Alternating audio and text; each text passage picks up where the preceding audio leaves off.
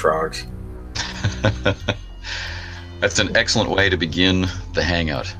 We'll try and remember that line for the end. I don't hear the frogs. All right. We've gathered together for this unusual meeting of different gamers and time zones to play Leagues of Cthulhu by Triple Ace Games, a Ubiquity-powered Cthulhu Mythos game attached to Triple Ace Games' Leagues of Adventure line and Leagues of Gothic Horror. We have a variety of role players with us tonight who are undertaking, let's say, a mission of mercy in classic Cthulhu Mythos style. A relative and dear friend seems to be imperiled, and so, of course, action must be taken. And in keeping with the tradition of playing live online, let's have people very briefly introduce their vision of their character. And let's start with Eloy. You're on my left, so we'll go Eloy, Ivan, Jim, and then Antoine. Sure thing. So I will be playing Boniface Hibu, or Dr. Hibu, from Boston. He is a physician and a young up-and-coming physician of some standing in society. He is devoted to science and along the cutting edge of of modern science. A skeptic by nature and really concerned with providing assistance to this injured man that we seem to have. Yeah, so I am Professor Theodore Manjensen, the esteemed Professor Theodore Manjensen. The character is close to 60 years old. Actually, Boniface was one of my students. I loved it. He was a wonderful child, except he did his skepticism was kind of troubling to me, as I'm a polymath, enthusiast of various intellectual pursuits, including the occult. And I've traveled around the world. I've seen quite a few things, and I have a lovely Inuit servant that I brought with me. But I've been, well, the truth is, I'm kind of broke, so I'm kind of staying at Boniface's house, just enjoying his hospitality. When all of a sudden we got this very troubling message, which did pique my curiosity. All right, I'll be playing Matthew Gordon, Captain, retired from the Army. And I'm rather distraught about a war buddy of mine. Something I want to make right with him, hopefully before he passes, maybe even if I'm not soon enough to be at his side, maybe with his family. And I've brought this letter to Mr. Boniface and his colleague, and in hopes that they may be able to help me, as I am quite concerned about the blood on this letter.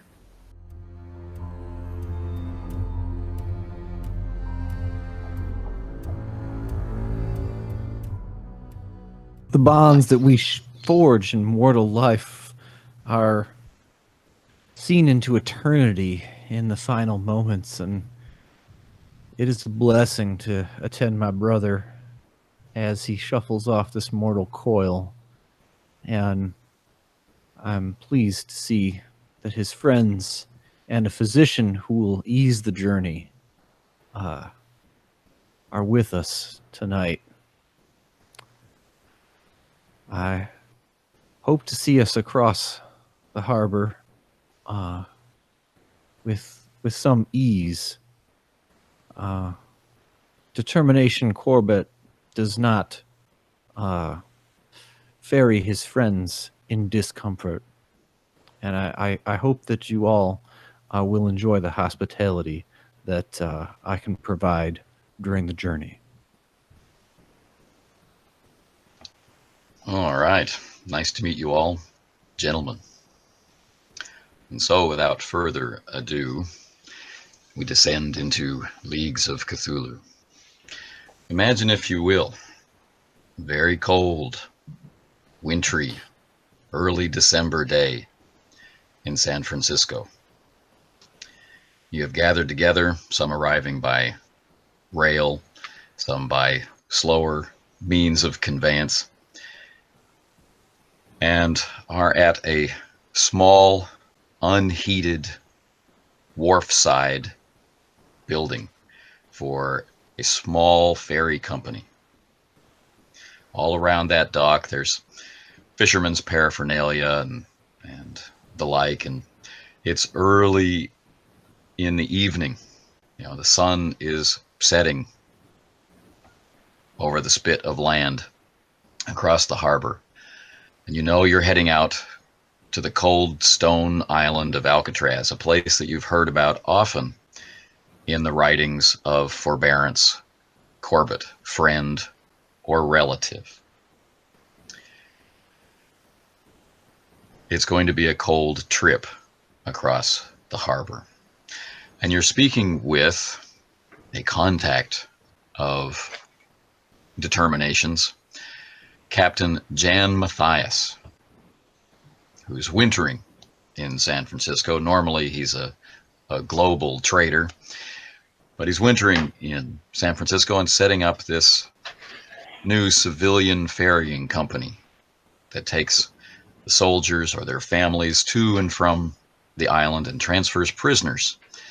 It's Alcatraz Island, a Civil War era fort, is now becoming a prisoner or a prison for prisoners of war and other malcontents rising up against these new United States. So soon your journey will begin on the old and somewhat rickety steamship, but a ship that Forbearance spoke of with that familiar love-hate reserved for special machines in people's lives. And so as you wait for the pilot of the boat to be ready, Captain Jan Matthias offers you all coffee from a steaming tin on the wood stove in the corner. So, determination, why are you so desperate to get out there in the middle of the night?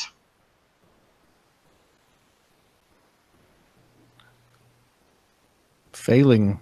I'm so, after remarking upon the bloodstain on the note for the nth time, it would be my greatest regret to miss my brother's passing from this world, as I must honor him, for we do not know what lies beyond, and those that survive, though the living that survive the dead are perhaps the only afterlife.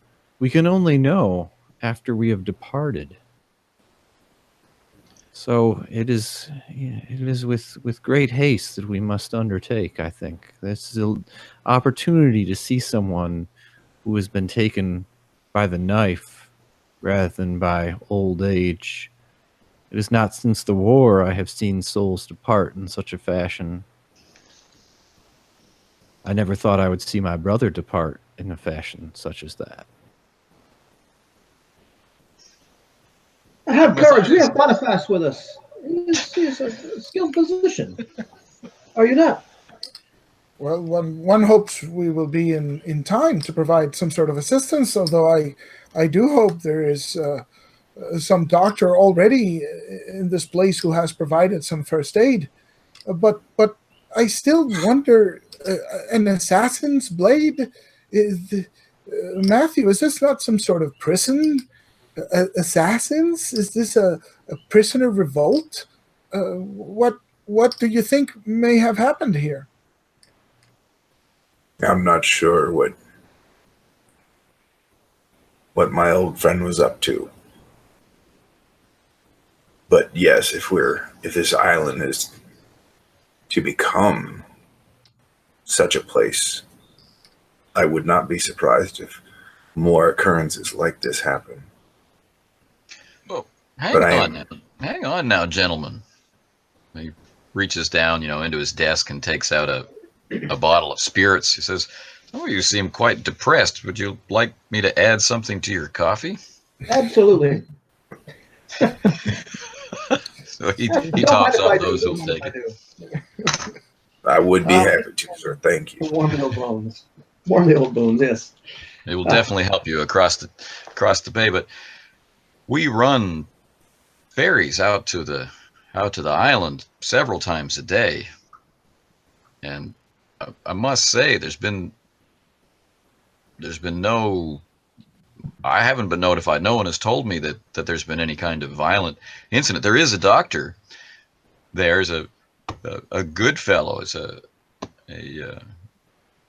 young doctor. His name is James, and he's out there overseeing the building of the new hospital. It might be opening next year. So You say James? Is that a Mr. James Bartran? oh yes, James Bartran. Well, that's rather odd, as he is the one that's written the letter to me. Well, that is peculiar. I saw James just the other day. And how was he, sir? Was he in a good way? Well, other than frozen and feeling deprived from living on a god awful prison made out of stone. you know, Understandable.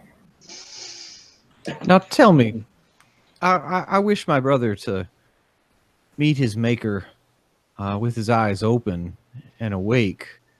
You do not think that this doctor, this physician on the island would sedate him overmuch with morphine or laudanum, do you?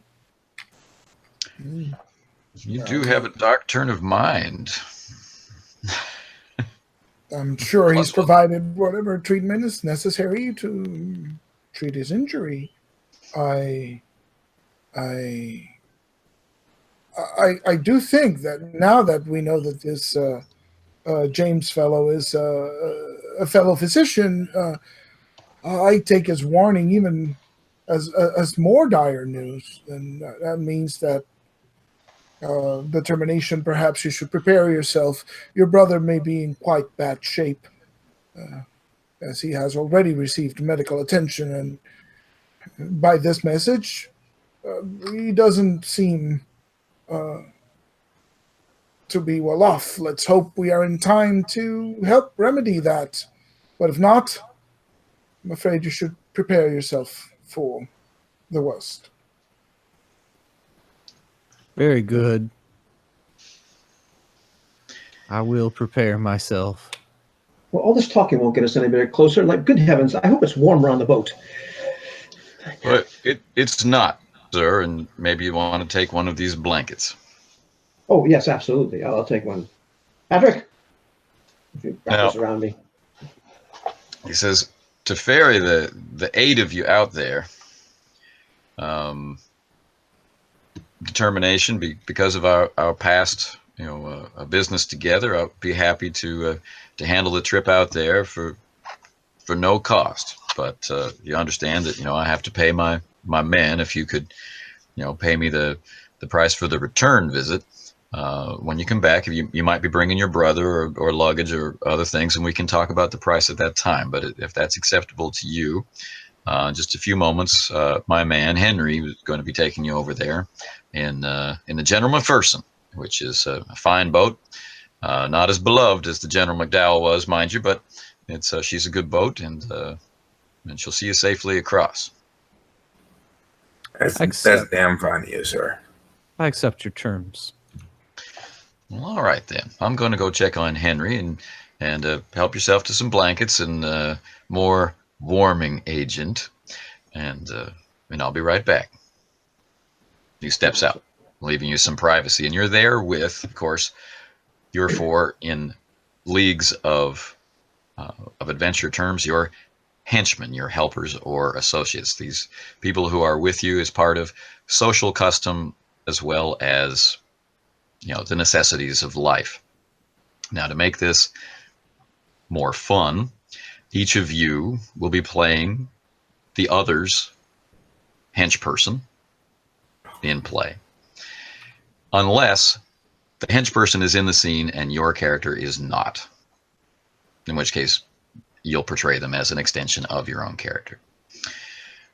So let's now divvy up those hench people. You have their sheets in front of you, and let's see whose lackey or whose henchperson you would like to be. Oh dear, I would very much like to be Carl from. I must say, is without any hesitation. But I understand if others are attracted to his predilection.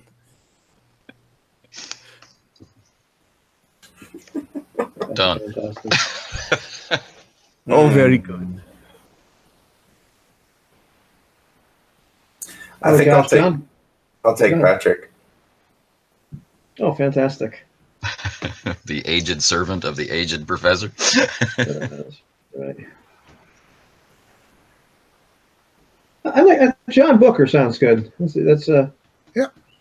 That's Sure. the soldier's henchman, Matthew's henchman. His aide de camp. And of course, that leaves Pullman, which is great because I love playing reporters anyway. So, Cool. So please note their flaw. If anything, the hench people are there to bring that flaw into the light. They're there as a counterpoint for the character, as an extension of the character, into the world where it might not be appropriate for that character to go. The henchperson can go there and do that thing, and so on and so forth. So you're there as counterpoint or as color for the character that they're attached to. They are ostensibly your employer or your chosen master, but you do have your own personality and are expected to, enjoy yourself in that role from time to time. So you've got primary characters and secondary characters, and have fun with them as you will. Hey, Captain. All right. Everybody should, on their character sheet, have 3 style marked already. Mm-hmm. And in the chat along the side, I'll be making notations for style so as not to interrupt. And so I've already distributed 1 style point to determination for his vast and public morbidity and in adherence to his flaw. And we'll now transition into a scene on the ferry boat, the General McPherson, which does have a small cabin, which does have a small heater next to the huge smoking boiler. So in inclement weather of rain or snow, you can huddle inside, but the shape and build of the General McPherson is mainly that you're out on the deck as you cross the harbor. And the sun has fully set by the time you chug away from the dock. Okay. And you will be heading across the harbor and circling around the point of the island to come to the main dock. The island is built on several levels. There's a beachfront level where ships are received, or where the ferry boat is received, which turns into a very, very, very long, very narrow hallway where the prisoners would be marched single file, or where ammunition and whatnot will be loaded. There are several other levels built into the stone of the island. According to letters that you've received, a lot of the original building material was granite ferried over from China. But many revisions of the fort have gone on since it was first envisioned, and you can still see the guns, ringing the upper strata. There's different gun batteries dating back to the war. Many of the structures that you see are built of wood. On the very topmost part of the island is what's called the Citadel, and that is the only whitewashed building. Everything else is a dark oil-stained wood. And as you all know from the conditions of your life, such buildings are very prone to fire. and kind of a toxic smell, but will definitely be good enough for prisoners to live in.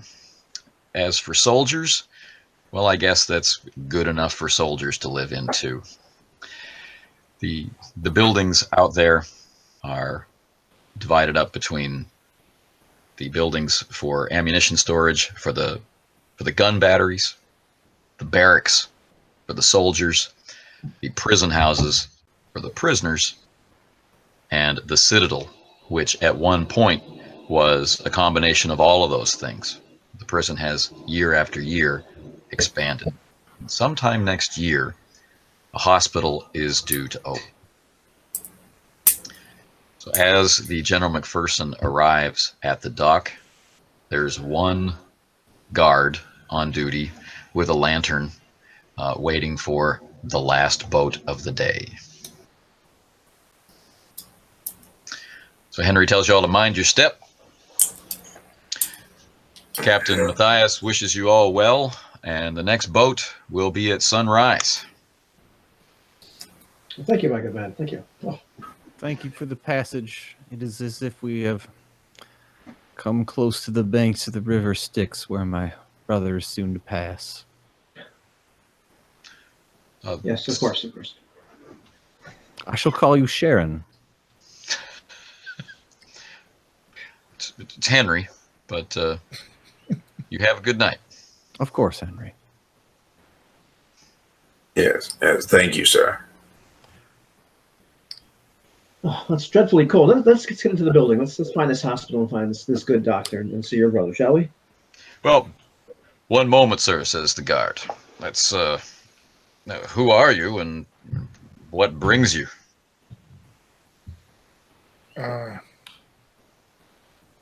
Good evening. We have come here with Mr. Corbett. We've received a letter that his brother is gravely injured. I myself, I'm a doctor. I've come at his request. This is Mr. Gordon, former soldier. I believe you have made the acquaintance of at least a couple of personnel in this facility, have you not? Gordon? Captain Matthew Jordan? Yes, retired, of course, sir. Why have you heard of me? I have heard of you, sir. Indeed. Then I do ask that you be kind enough to make sure none of these fine folks hear what you've heard.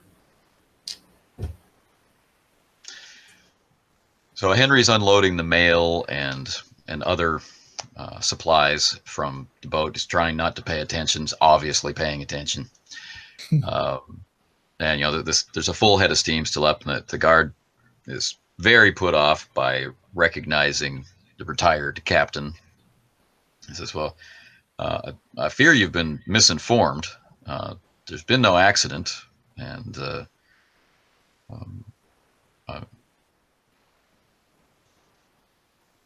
Misinformed? What? We have a letter. Yeah, show him the letter. Show him the letter. Go ahead. Yes, I have a letter right here from Mr. Bartran. Letter from Mr. Bartran? Well, Dr. Bartran, yes, well, this is most irregular, and I'll have to report it.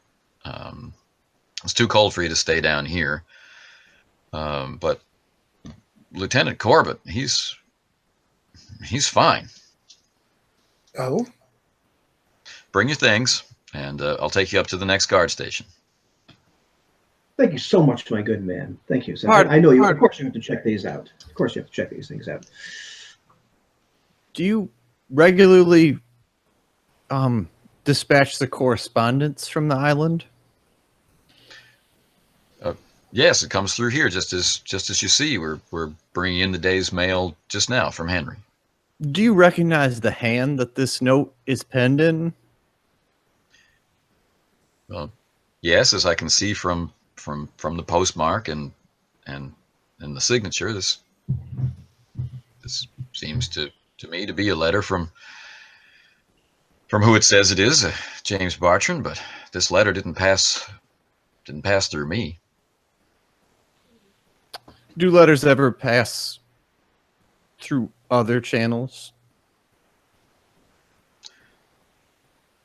So I'm not sure what you're asking, but I can see that this was postmarked in San Francisco and not postmarked here on the island.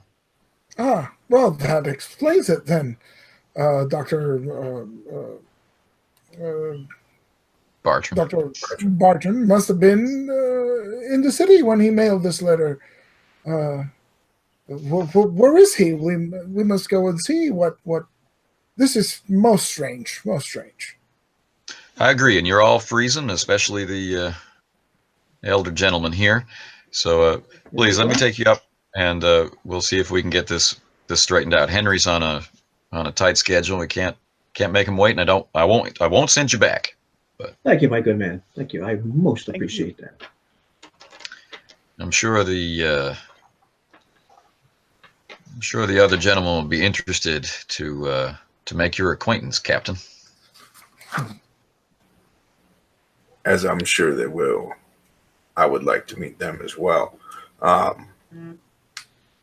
My good sir, if you have heard my name before, then you know what I am capable of. Do you not? Yes, sir. Then I expect you'll respect my privacy. Thank you very much. Be my pleasure, sir. And he escorts you down this very long, very narrow wooden hallway, which eventually comes to a bend and then very steeply rises up to the midpoint of the island, where you're introduced to warmer environs and 2 new guards. Again, properly attired in their military uniforms, dark blue with white gloves. And a quick explanation of what we've just covered passes between them, and then the sentry from the dock returns back to his post.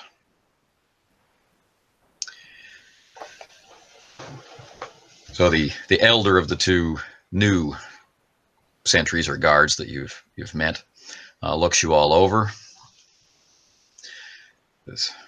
So you've come for concern about Lieutenant Corbett. Yes, I yeah. have. All right. Well, I think the only thing that can put your mind at ease is actually speaking with the lieutenant. So I'm going to take you over to the barracks, and maybe some hot food, and I'll go.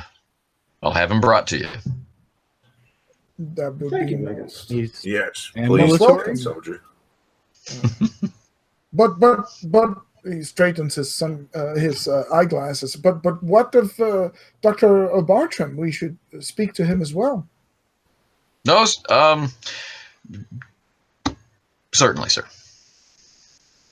Very well, very well. Come, Carl. Let's make yes. haste. And as this man talks to us, I just kind of give him a real good look to see if there's anything that I notice that's duplicitous, or if he's not telling us everything. I smile. I'm very cheerful, very kind. I've been in these situations before, All right. but I've been lied to before. Would the good doctor also be a little suspicious of anything at this point? His reaction seemed a little bit odd there when I mentioned the Dr. Bartram. So yeah, I think I would be alert for anything. Pick up any cues. Yeah.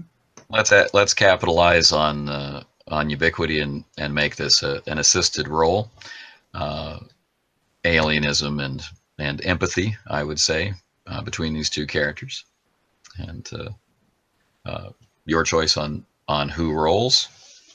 Well, I know what's your rating there, because mine is 5. You got higher than 5, pal? No. Doc? No. Okay. Whatever. You roll 7 dice. Go ahead. That's why you're the teacher. So should I roll? Yeah. Roll 7 dice. Roll 7 dice. So, okay, here we go. So Eloy, let's have your alienism and boosted by 2 from the professor's empathy. All right. 1, 2. 2 successes. That's it. All right. There was not just this guard's double take at the mention of Bartran, but the other sentry in the room, the other guard in the room is unable to look anybody in the eye. Right. So just and it as you actually consider. It's obvious that he's not making eye contact, seems uncomfortable, and is trying to sink into the into the background or sink into the furniture. And he's the one that has to escort you to the barracks.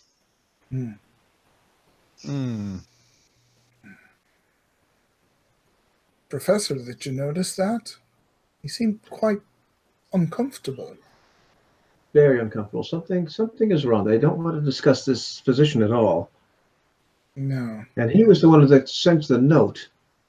And if this is odd, because if your brother is okay, and they can produce your brother, but they cannot produce the doctor, or unwilling to produce the doctor, who sent a note postmarked in San Francisco. There's something I'm not quite putting together here, but something is dreadfully wrong. Oh, something is amiss. That is to be sure. What more are we? Well, please. No. I think we can only bear witness. At least it sounds like good news for a determination if his brother isn't injured. I say that at least it's cause for some celebration. Oh, they did say food. But it That seems as like well. we've been put in the middle of a cat and mouse game. But let's make sure that we are the cat and not the mouse. What do you say? There are fates worse than death, I would say, Doctor. I have seen men shuffle off the mortal coil with a great deal of honor and linger without. Perhaps if we run into too much trouble, then Matthew could help somebody else shuffle off their mortal coil. What do you say we eat something? Are you suggesting something, sir? Not at all. It just seemed that you had some sort of reputation. I was impressed. Indeed. Oh, Boniface, your friends are so depressing. Lighten up, guys. Lighten up. Professor, we are keeping unusually close quarters. I question the wisdom of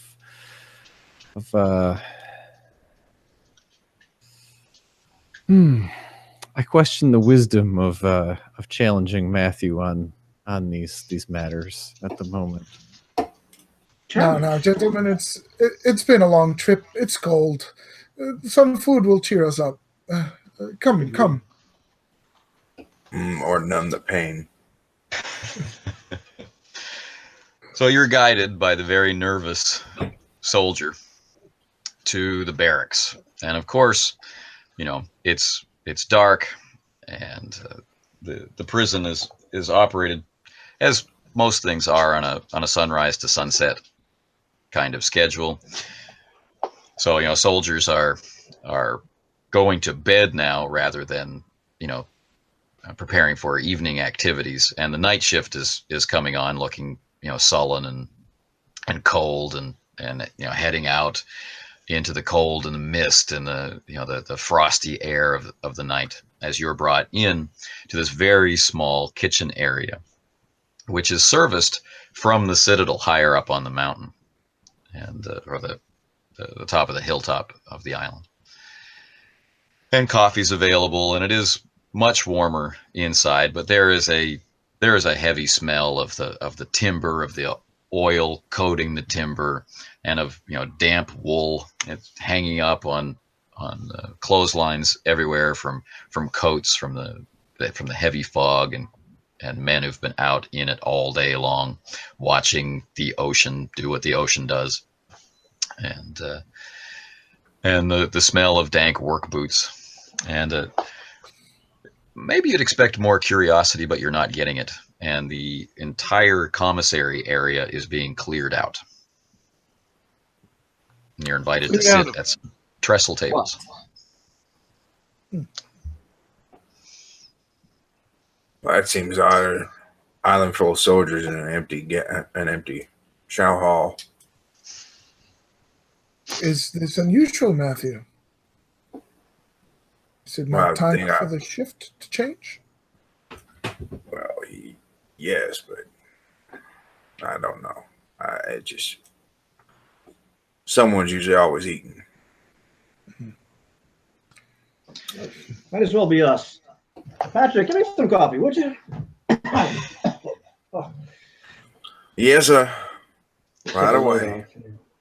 Thank you. You okay if it's a little cold this time? No, I prefer hot coffee. And see what kind of food they have there. Plate. If I must, yes, sir. Thank you, Patrick. Thank you so much.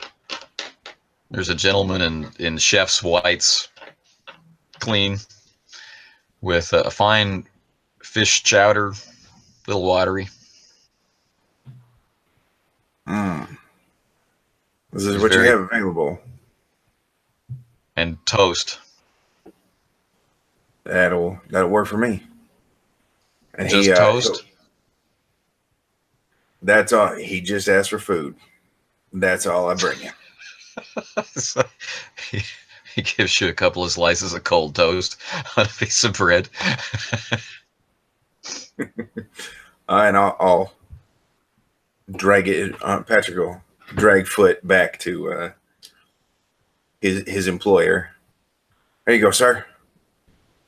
Oh, thank you. Toast. I thought I smelled something. Don't they have something else cooking? You said you wanted food. I got you food. Oh, Patrick, you are worthless. Yeah, you still keep me around, you old son of a bitch. Yes, I do. I'll go get it myself. Just thank you, Patrick. Thank you so much. Of course. So without comment, the man in cook's whites carefully serves you a piece of fish, a piece of potato, and some watery broth in a small metal bowl, gives you a spoon, and says, "Enjoy." Thank you, Mike. Thank you. Yes, thank you. This is mighty fine food. And then, perhaps to your surprise, from an interior door comes Lieutenant Forbearance Corbett, looking hale and hearty, if a little distracted. He looks at each of you. Brother mine. Lieutenant, what? Well, I'll admit I'm a little surprised to see you. Are you all right? I'm fine. I think I'm the one who should be surprised to see you showing up unannounced in the dark. Does an old friend need a reason? No. But you're surprised to see me, but you came to see me. Maybe surprise is a bad word. Maybe more of a just excited. I'm glad that I caught you while you were awake and able to come see us. You doing all right? What's all this concern for my health? You've been spending too much time with determination? It was a long boat ride.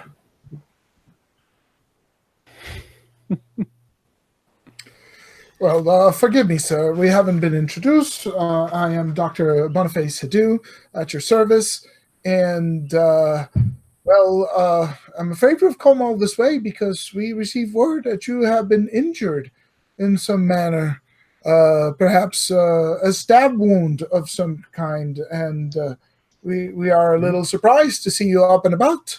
Have you, in fact, suffered an injury recently? Well, I look him over and see. the men under my command keep inspecting me for stigmata, but I'm fine. Well then, Brother, your sense of humor is so finely aligned to my sensibilities. I must Professor almost chokes on his fish. to reckon that we will spend more time on this mortal coil together. Now, I must say this is quite confusing. We seem to have been misled by this Dr. Bartram. Where is he? Why did he send for us then? Not that it's it is still a pleasure to make your acquaintance, but it seems we have been deceived. I'm very sorry that you were deceived, but I must say it warms the cockles of my heart to see my brother and an old friend and two perfect strangers, and we can sit down and break bread together. Yes, I suppose.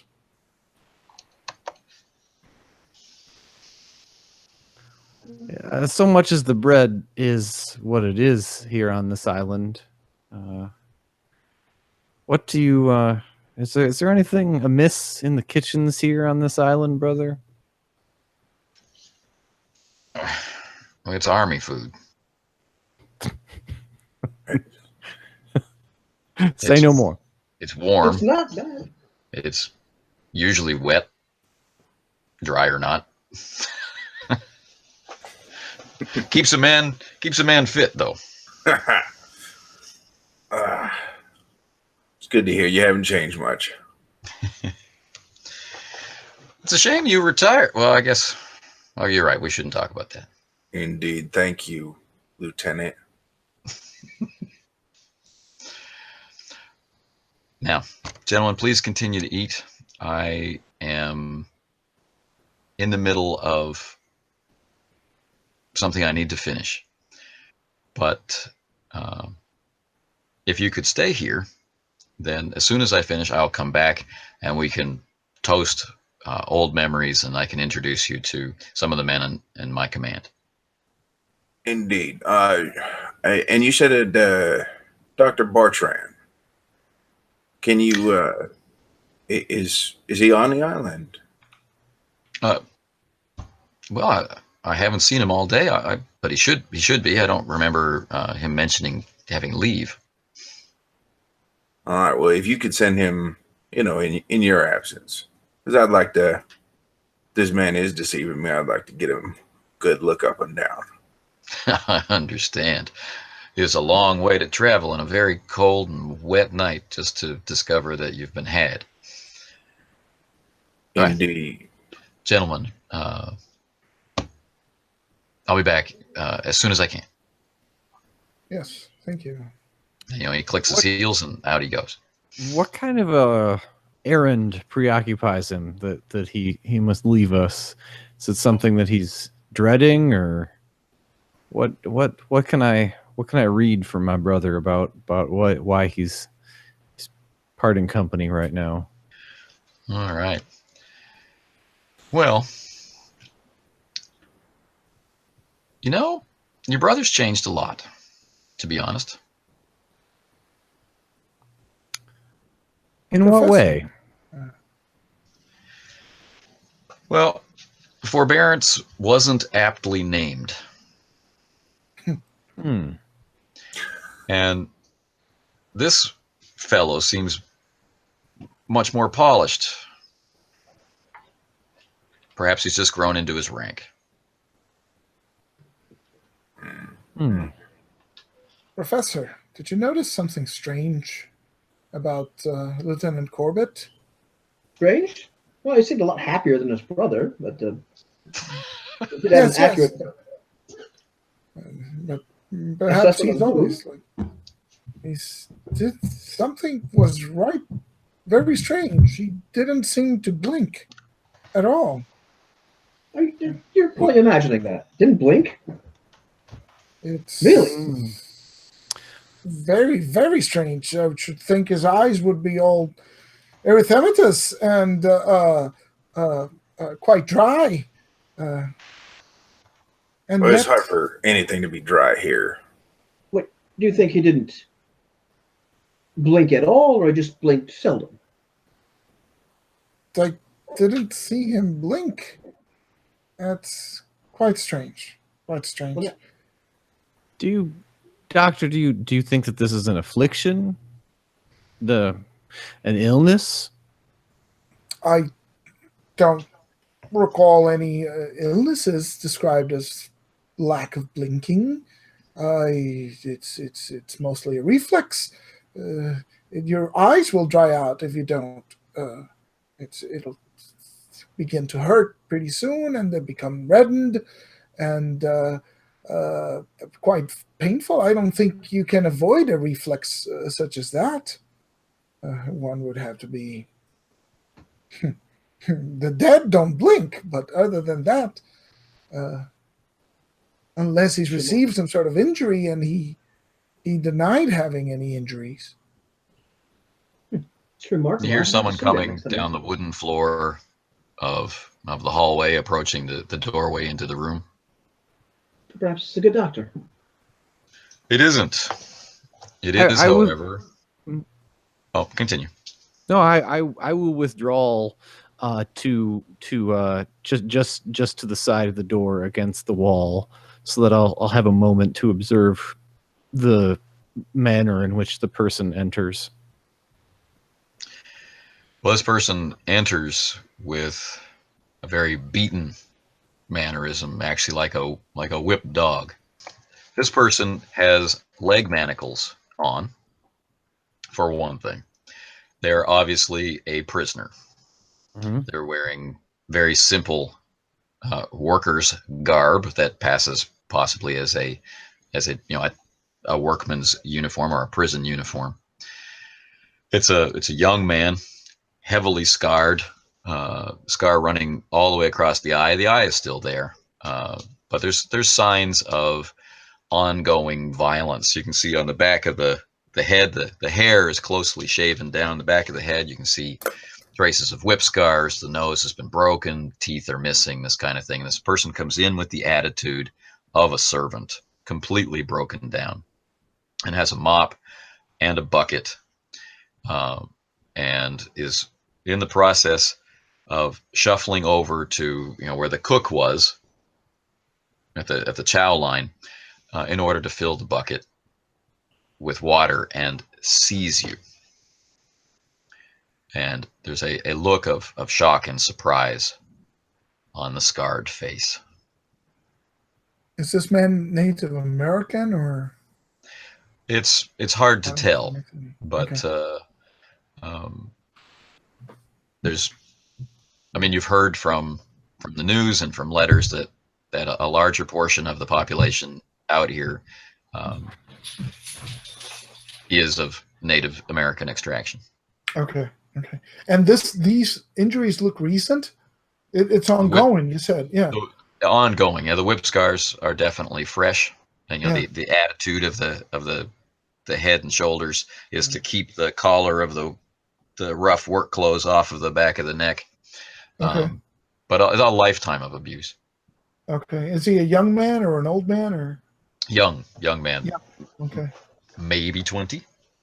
Yeah. So I'll stand up and I'll say, "Young man, you look quite injured. Have you been beaten?"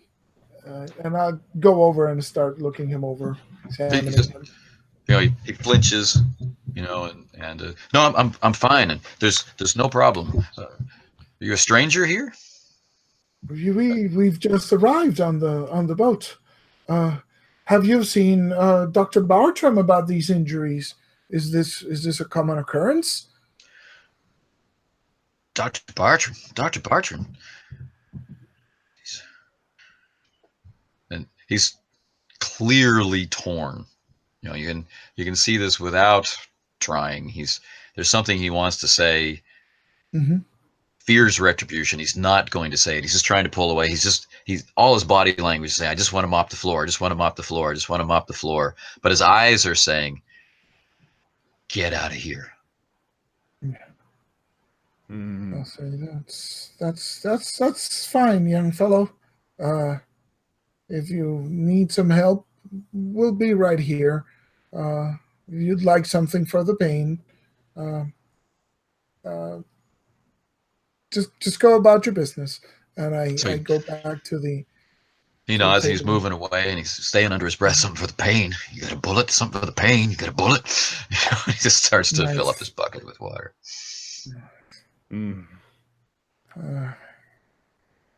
Apparently, it's a bit of a sanitarium here as well as a prison. Certainly looks that way. I hunched down on the table, to try and see, the other guys hunch up with me to try to keep our voices down and say, this man has been clearly recently abused. I understand that prisoners have to be disciplined, but did you notice once more the reaction on Dr. Bartram's name?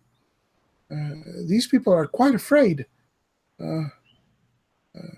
Everybody's acting quite strange. There's something very wrong in this prison, and we are trapped here for the night. Perhaps it is an opportunity to witness whatever it is that is afoot here, though. Doctor, there's a rare opportunity if there's morbid goings on, then it is only a few souls are so blessed as to be the paladins that shine a light into such darkness. I imagine there's probably quite a bit going on as I shoved some more cold fish in my mouth. I mean, the island is, after all, haunted. Cursed. Natives have believed that for years. By whom? Oh, evil spirits. Oh, come now, Professor. Evil spirits again? Oh, the Native Americans used to send their the people of transgression, to transgress against their society over here as punishment. Yes, but haunted. Can't you feel this whole place? This whole place is just, it's eerie. The place just breathes the supernatural. Can't you feel it? Why always such a skeptic? Well, no, come on, gentlemen. If we believe that this doctor is so much at the heart of this matter, perhaps one of us should take ill. Perhaps the food hasn't agreed with us. Take ill? You mean to pretend to be sick?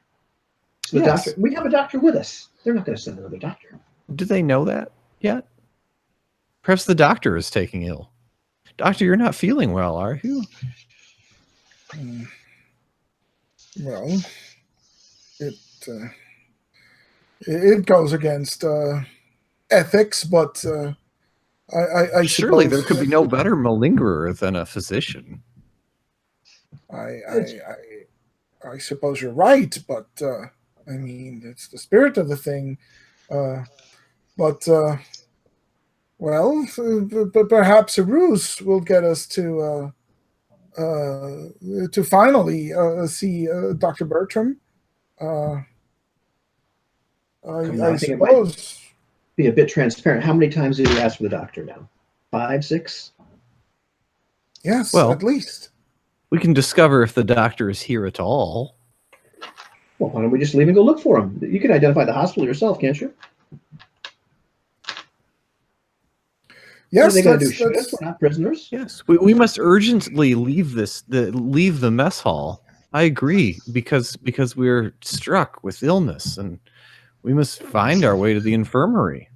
Yes, let us ask for the way to the infirmary. I think that's best.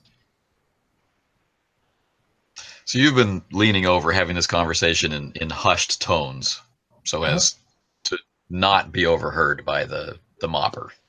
Correct. Okay. Now, as you're discussing leaving the barracks and whatnot, it's human nature to look around, look for points of access and egress. There are some points in the room that take you deeper into the barracks. It's a very simple building.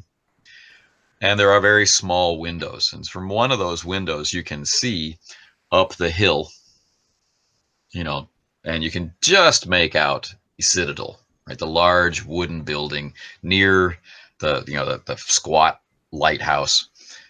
That was the original Citadel building, or the original fort building. And you can see it's ablaze with light. It looks warm, inviting, and not there. You're way over here at the barracks. I don't It's think we need to likely, ask directions. Go that way. it's likely that they'll have the infirmary in a different building from the barracks, so perhaps it's in this Citadel. The original Citadel housed everything. It had, the original barracks, the officers' quarters, the family quarters, the kitchens, the dungeons, and the hospital. The construction on the actual hospital won't be finished until next year, according to letters from your brother. Mm-hmm. So. Well, maybe I didn't receive that letter. Perhaps I didn't receive that letter. Maybe we ought to be going to directly to where the new infirmary is being built. It seems wise. Yes. Yeah, All right. we should go to the new infirmary. Lead on by all means. Now Yes, it's full dark, and other than the circling light from the lighthouse in the fog, you'll need to take lanterns with you, which is not a problem. Patrick, get this lantern. well, perhaps so that none of us trip, but we do not need to raise a high flame. I'm always sure of in which direction I travel, gentlemen, and the starlight is enough for a mariner such as myself. For a mariner such as yourself, but I'm an old man. I'm going to trip and break my leg. Don't trip, but do not seek to see beyond where your footfalls lie, and I will see you true the rest of the way. In the absence of Jim, Patrick just locks eyes with Theodore and says, "Professor, you want to go crawling around this island in the cold and the wet, in the dark?" Yes, Patrick. Enough. I know it's a terrible imposition. That's fine for a young reporter or something, but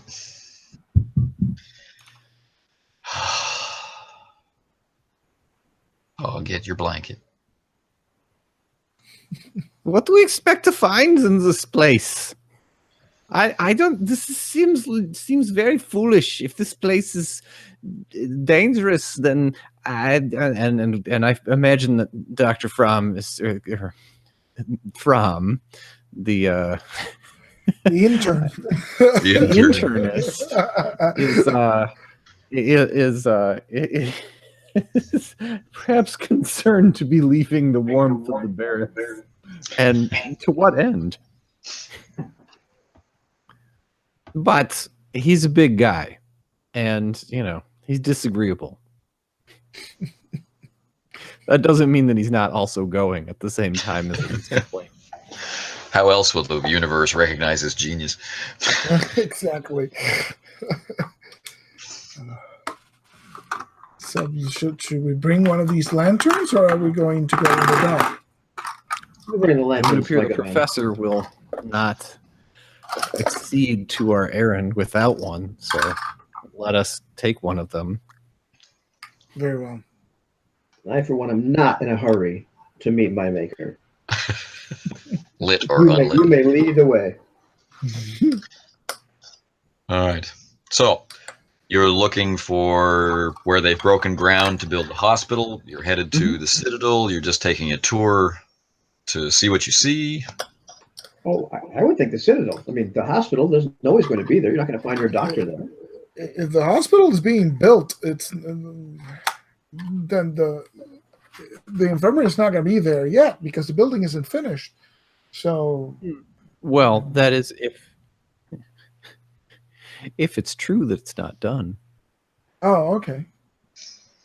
Well, Well, perhaps we can take a look and see if they have built this hospital. If not, we'll go to the Citadel.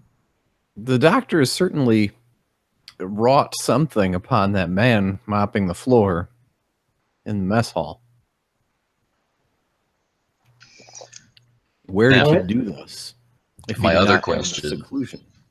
My other question is, how will you be undertaking this exploration? Is this just, hey, we've got every right to be here walking around, or are you attempting to, avoid the standard patrols of the night shift of soldiers and whatnot? This is still a functioning fort, as it were. So, I don't want to get shot. Yeah, I discreet, but not stealthy. This is how I intend to undertake this. okay. So you move out into the fog. It was cold when you arrived. It's worse now that the sun is fully down. The fog is so thick you can hardly see your hand in front of your face. But when the wind whips, then there's these moments of beautiful clarity on a black velvet sky, but it feels like it's sawing through your rib bones with an icy shear. But it's a great place to live, Alcatraz. As you move out of this barracks building, there's a hard-packed trail to follow. There aren't very many choices. It's curve up toward the headland where the Citadel sits, or curve down and around where the other buildings lie, and heading out toward the roadways that lead to the batteries, the gun batteries. So the hospital, you can clearly see, is not up where the Citadel is. So it must be in the other direction, in a lower part of the island. But there's no lights in that direction, is there? Just very, very briefly, when the lighthouse searchlight Yeah. passes over, but that mostly just illuminates that there's a lot of fog. There's not going to be anybody in this hospital. I say we go to where the light is, unless we intend to break into the infirmary. I think that's a fantastic idea, Bonifaz. What is the matter, Doctor? Do you think you will see any grisly experiments in the building which you don't believe constructed? I don't know. If we're looking for the doctor, he's clearly not going to be there.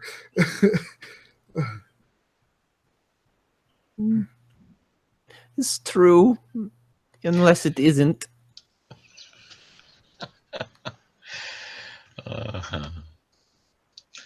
Now, let's just double check. Now, our good doctor, just a moment before everybody else, picks out, in the shadows of the searchlight from the lighthouse, signs of recent excavation. Near where? Near Just- the hospital, or just where we're going? In the direction of travel, on the coast side of the road, not toward the interior side of the road. And Massive excavation or small excavation like graves? a small, regular excavation, not unlike grave digging. And, Graves. as everyone else moves into a position where the fog shifts out of the way and the scenic spot can be revealed. It is a small, tidy cemetery. And Now, of course, it looks- doesn't have to be that large. The soldiers and their families that are stationed on the island would not be buried here. And is it fresh? Are there fresh? There's definitely signs of fresh digging. In one grave or multiple graves? Multiple. Professor? Yes, Do you Doctor. see those? Do you see those graves? They're No, recently there's quite a done. few. Quite a few. The Some sort of- determination just takes off like a bee at a beeline, and in fact, if someone else is carrying the lantern, he beckons them or snatches it from them towards the graves. Right. They have been filled in. You know, there's a depression. There's never enough earth when you're filling in a hole, kind of thing. There's a wheelbarrow still there with some rocks in it that possibly been dug out of the soil, and the shovels are there left to rust and freeze in the night air. There are two unmarked graves and another similarly fresh grave that is marked just with a simple wooden board, no name. There's no evidence of a Christian burial for anyone. Correct. No crosses, no names. Well, in that case, their soul has already passed into damnation, and thus I find myself without any qualms grasping the cold shovel, and at least I will begin digging at one of the unmarked graves. Good heavens, man! What are you doing? I'm And satisfying my curiosity. This brings us to our first check for horror in the game. Horror for many reasons. One, because as Determination has mentioned, these are unmarked, unhallowed graves. The desecration in that simple act is shocking and wrong and worthy of a reaction. And now he's going to dig in it, which is worse. Good heavens! Now, when a horror check is called for, this is a sign that fear exists. It's a question of how does the character deal with it? How overtly or how explicitly afraid are they? So a failed check means your behavior is modified by the fear. A successful check means that you are still in control, although still afraid. So whenever a roll like this comes up, the emotion is there. We're seeing how well you're handling it. All right. So horror check has a difficulty, and it's just like defense versus damage. The amount by which you fail indicates how much sanity might be lost. All right. So the difficulty of this check, this is a pretty significant check in the combination of all of today's events, the fatigue and the atmosphere and the weird behavior. So I'm making it a 3, and you roll your willpower rating times 2 in order to deal with this check.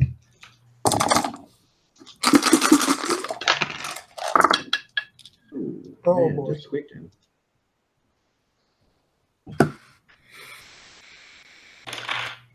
All right.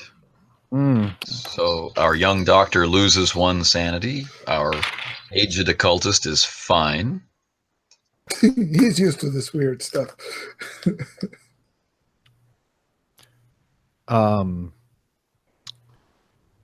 Well, yeah, determination is not reached the threshold. So the difference is the reduction in sanity that goes along with that. Okay. Like a man possessed. Horrified by his Filling own the dirt. actions. So in the grip of his flaw, then perhaps his morbid frustration. He needs to satisfy some questions. Okay. So, and we'll find out from the good doctor, I mean, the retired captain, what his situation is when he returns. Mm-hmm. Now, we can safely assume that none of your assistants, your associates, right, are able to withstand this fear. So they are, quite visibly affected by what's going on as the digging commences. And it's just a few quick, sharp bites of the shovel before you turn up a limb, Just as if a body were buried just inches beneath the soil. Good heavens. I approach and I'll say, I don't know what you're doing, why you're doing this determination, but let's take a look. So I'll lean over with With the lantern. Professor holds the lantern and try and get a look at this body, see if I can determine a cause of death. In the light of the lantern, there's cufflinks on the sleeve which glitter goldly. It's a well-manicured hand. It's a civilian suit. It's not a military uniform. And brushing more of the dirt away can reveal the back of the head. It's buried face down in the ground, which does have some significance,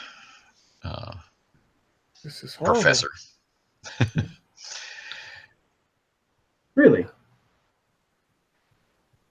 yeah, Well, really. if someone is to rise to heaven, they need to be facing the other way.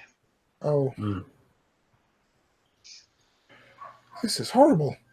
Are there marks like stab wounds, crushed skull, anything that I can determine from the? There is indeed. The back of the head has been smashed in, but the body, as you clear away more of the earth, has been rent. Large slashes, farming implement like a scythe or the claws of some large beast. And obviously on the heels of the first realization of the graves comes the second realization that not only is this a dead man that you've found, that they died by horrible violence, but this is a man that we know. This is Dr. James Bartram, as evidenced by his cufflinks and those of you who know him. So again, a second horror check is required. This time, because of the situation, the difficulty has risen to 4. Ooh. 4. Oh my god. I think I want to 4. Remember, you can spend style to not take the sanity loss, right? But you need to describe how that the essential qualities of your character are buffering you from that experience. Oh my god. This is not good. Oh dear. You said Well, it was 4? The difficulty is 4. Yeah. I'm You're going to think likely that to looking at the faces of death is in fact a pastime that from the war that is it's been too long neglected for determination, and so he's in his element. I will use style to partially mitigate that. Seeing as he is a doctor, he has experience working with all manner of injuries. So, he has steeled himself for something really wrong to be going on with these dead bodies, but still the shock is quite massive. Oh. As he takes 3 Oh points no. sanity loss in spite of his having mentally steeled himself. So I'm at 2. All right. Whoa. Okay, so yes, you're at 2. So you're still together. Should anyone be reduced to a 0 sanity, then they're just barely hanging on. And like with injury, you as the player are restricted to the choice of one action type. So instead of being able to attack, defend, and move, you have to pick one of those 3 should something happen. Right? You're mostly focused on whatever it is has triggered you. Jim, you're back. Did you hear about the horror roll? I saw the rolls. So You saw the could you second please- round of rolls. You didn't see the first round of rolls. Oh, Jesus. You have to roll twice, my friend. Okay, what am I rolling? You're rolling your willpower trait twice. So Okay. double your willpower versus a difficulty 3 the first time and 4 the second. I'm sorry, difficulty what the first time? 3. And 4 the second? Yes, sir. So your willpower is 2, so you're rolling 4 dice against a 3. So yes, you're likely to lose, but you might not. And then the second time, it's almost guaranteed that you'll lose something. Okay, so I'm going to use 1 style point for an extra die Sure. on the first roll. So that'll give me 5, correct? Yep. Okay. 1, 2, 3, 4. Nice. No loss. Kept it together, man.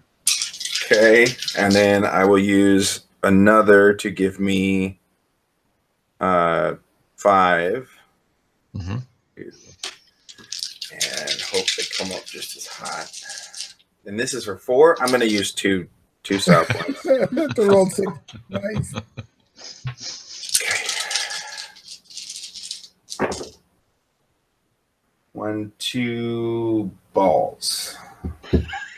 Now, for the second one, I announced to spend style, but it sounds like maybe I need to roll, and then the style is to like make up the difference if you fail. Well, You there's can two mitigate. choices. Okay. You can do what Okay. Jim did and buy dice before the roll. Okay.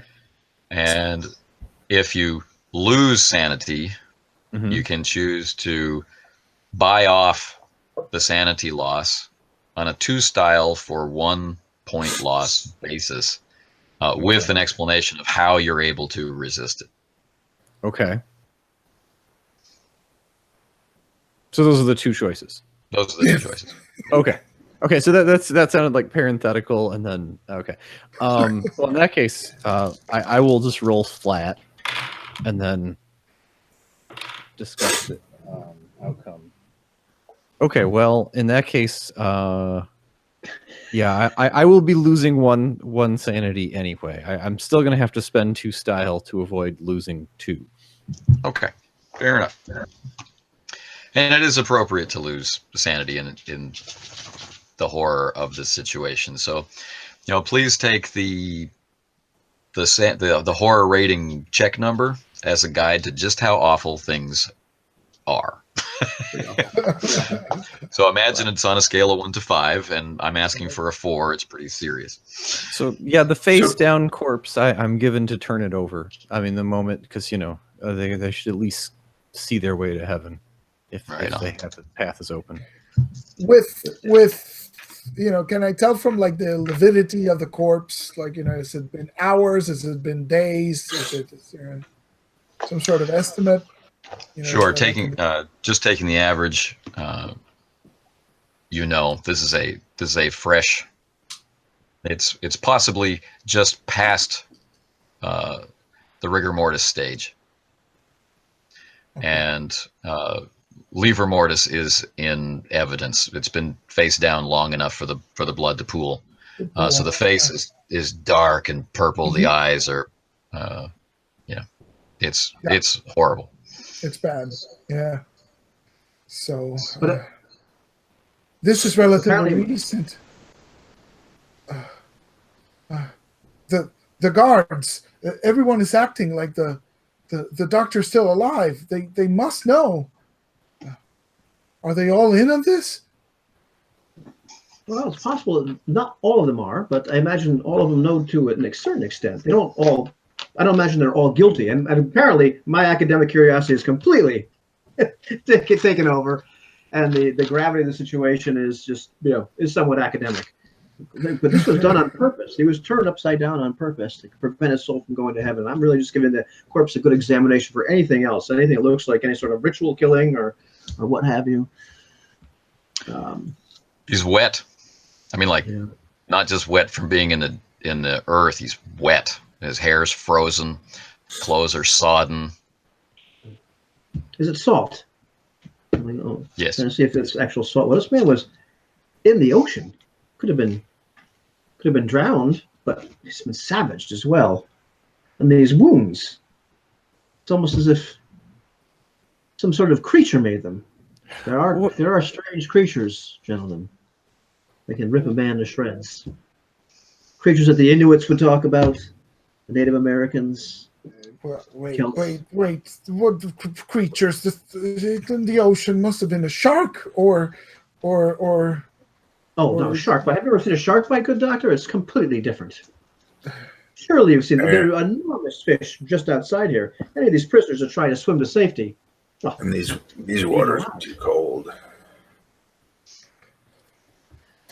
Perhaps some rocks. There's the orca. The orca and there are creatures of these waters. Swallow you whole, but this is no shark. This was not a boat accident.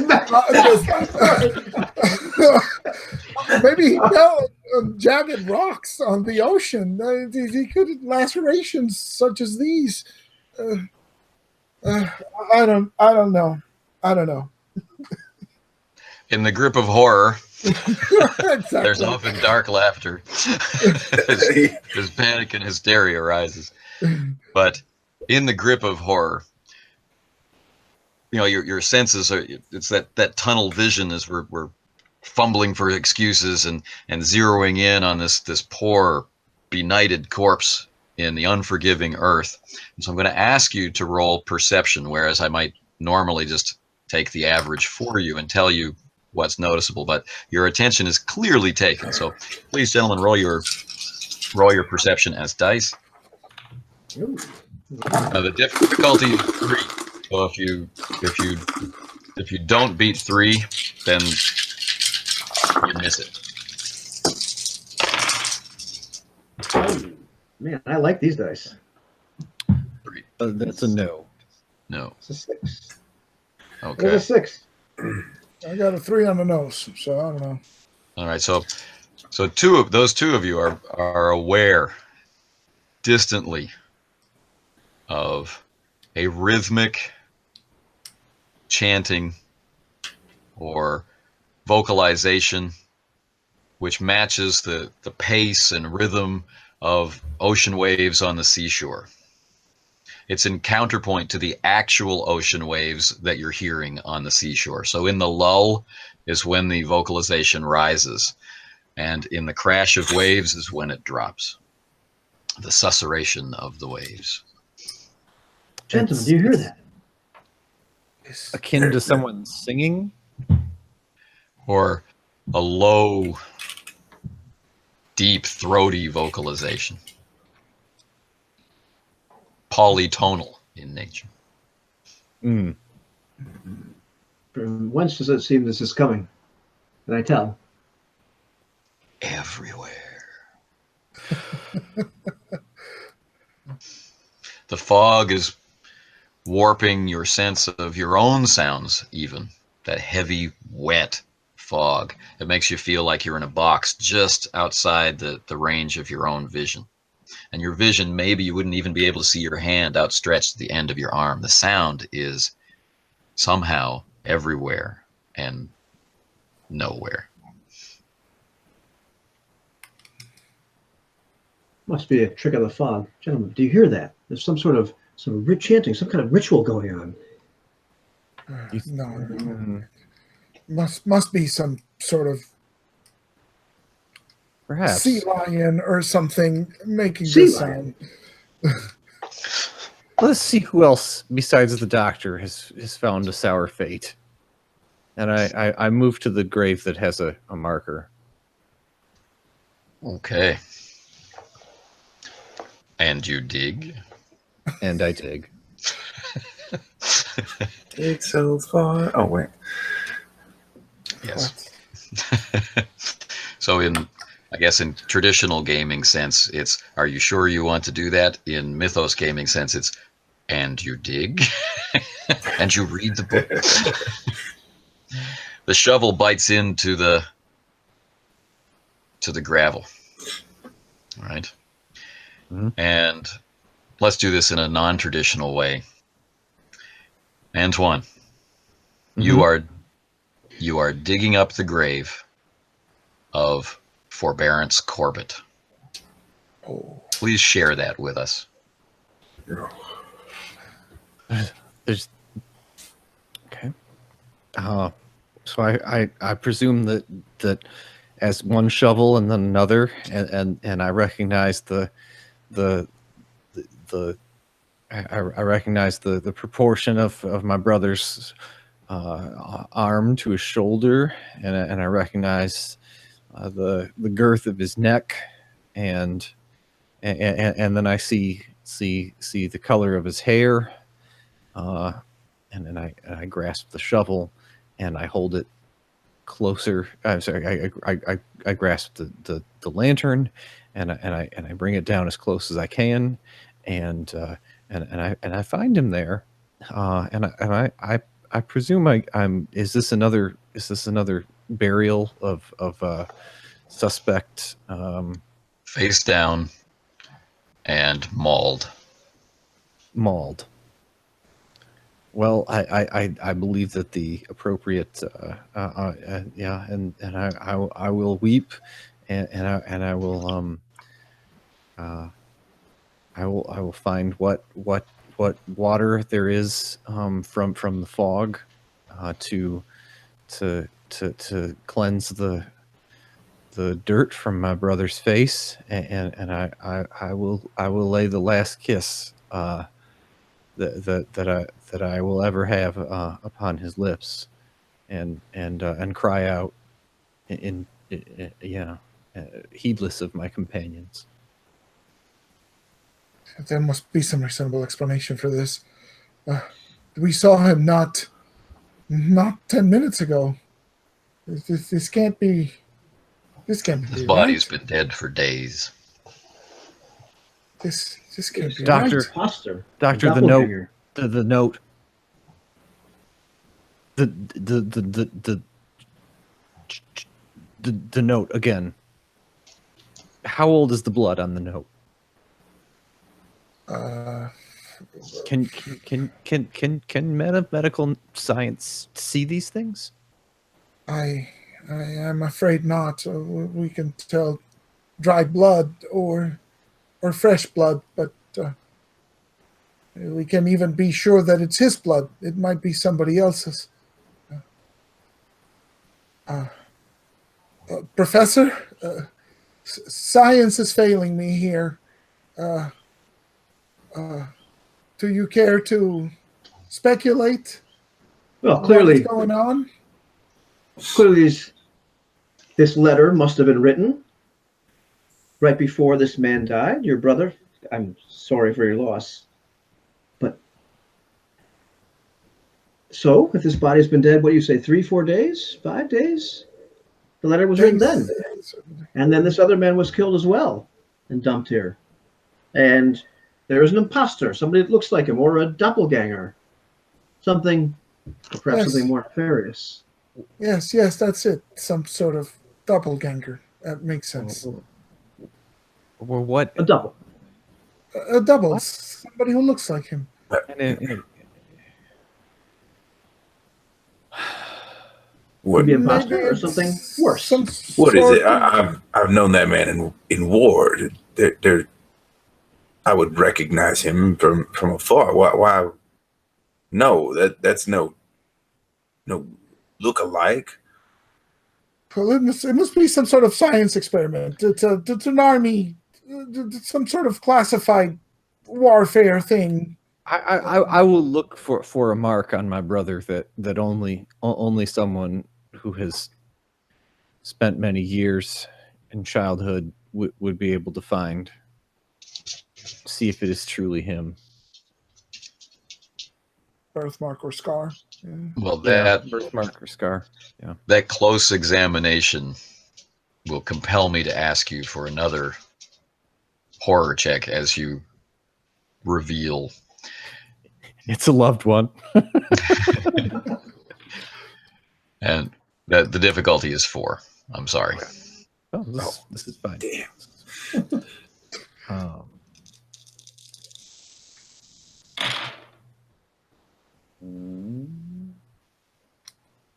Okay. We've only failed by 1. So you take 1. If you I'll don't take it. choose to. Okay. No, I'll take it.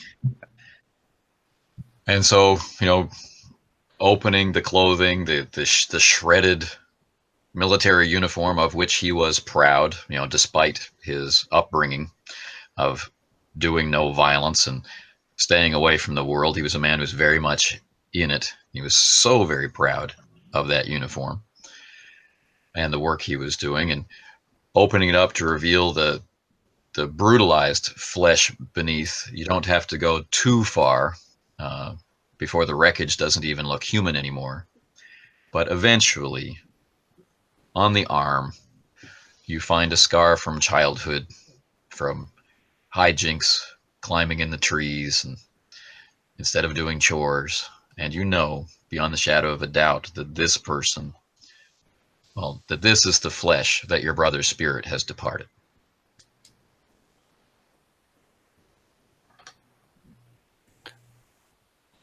My brother was not himself in the mess hall, and now I know that he was not. My friends, whatever that thing is, we must see it dead. So do we dig up the 3rd grave, or do we depart this place? And someplace a little warmer. Is it only 3 graves? There are 3. The first one, then we skipped over the second one and moved to the 3rd. Yeah, I got Professor. Doctor pulls out a now handkerchief. that would you would get used to this, Cole. It's supposed to numb you at some point. Well, I suppose at some point we've already dug up 2 of these, and they are turned in the wrong side. We might as well owe it to whoever is there to at least give his mortal remains a dignified burial and at least turn it over. And I draw in my medical bag. I draw a revolver just in case, because now we need to get out of here. The vote comes at morning, Doctor. Relax. Yes, why don't we turn this other body over and All right. Yes. figure out next? So moving away and digging away at the soil of the 2nd grave between the wreckage of Forbearance Corbett and the wreckage of James Bartran, you uncover something wholly else. It is the figure of a man, and yet not. The fingers webbed, the eyes enlarged, the throat swollen, not only in depth, but also in structure. The hair mostly gone, the ears shrunken. Something altogether not human. And as you gaze down upon this thing, the realization that this thing walked and talked like a man, yet swam in the sea like a fish, is inescapable. And this is a horror check of 3. Alrighty. Oh, 3. Oh my god, I did it. All right, I'm going to use my last determination. Give myself an extra die, or my last style point.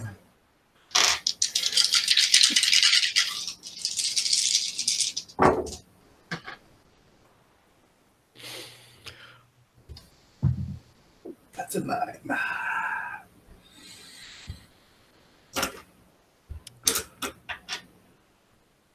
At this point, determination is given to see this through, and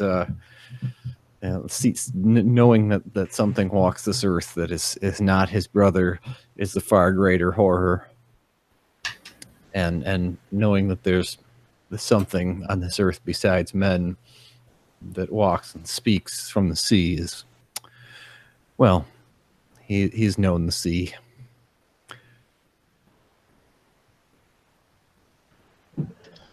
Indeed. What So- a creation. This is unholy. This is unholier than any war I've ever seen. The doctor wipes his glasses and puts them back on and sort of leans over and this is quite a different thing. There's elements of fish in this creature. Look, there's gills, there's webs between the fingers. I no longer know what this thing is. It's a circus freak, Doctor. We can only be certain of this.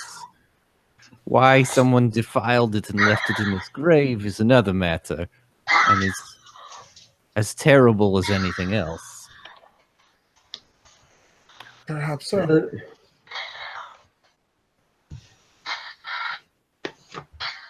In the meantime, the professor has leaned over, just really enthralled with us. This is fascinating. Look at that. You said the gills there, and I don't know with the elder law creatures 5 whether anything really Roll it. pops out or not. Okay. That is a big 0. So it's just fascinating.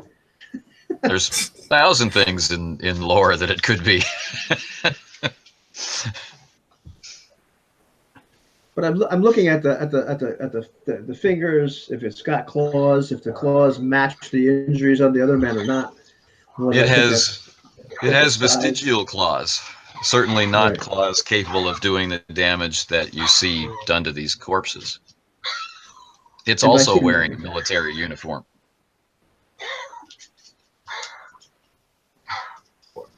This is interesting.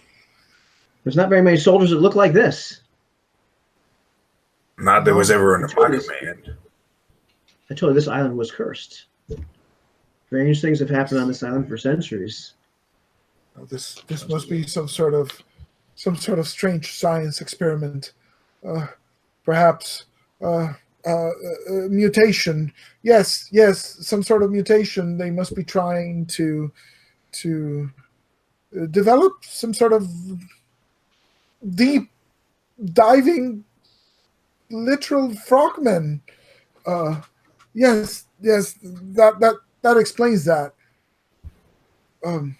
But still, they're covering it up. This must be some sort of government sanctioned experiment. Perhaps we shouldn't be here. We should go back.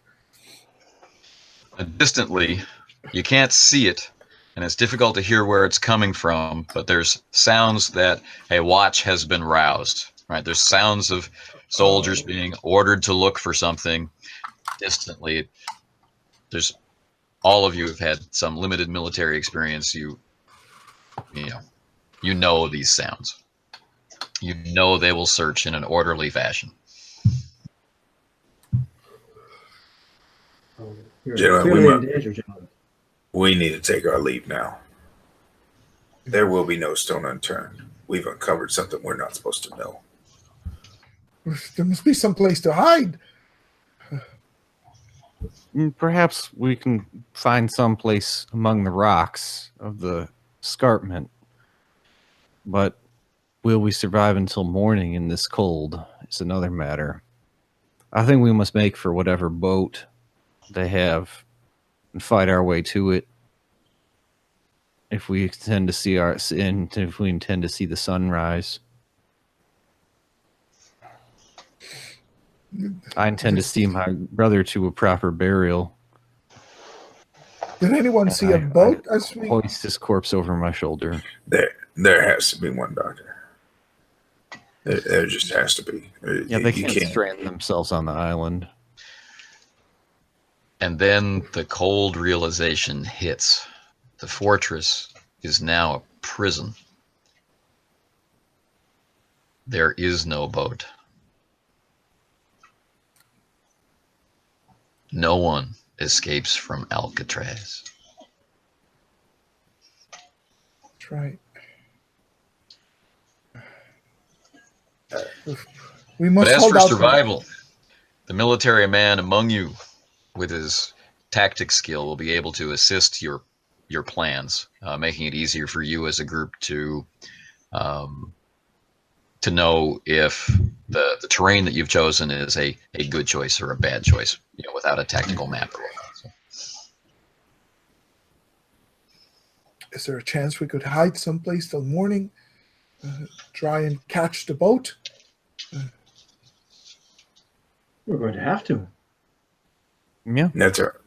And we may have to commandeer that boat. Commandeer? Yes. Henry seemed like a nice man. So the good lieutenant, if you remember right, sir.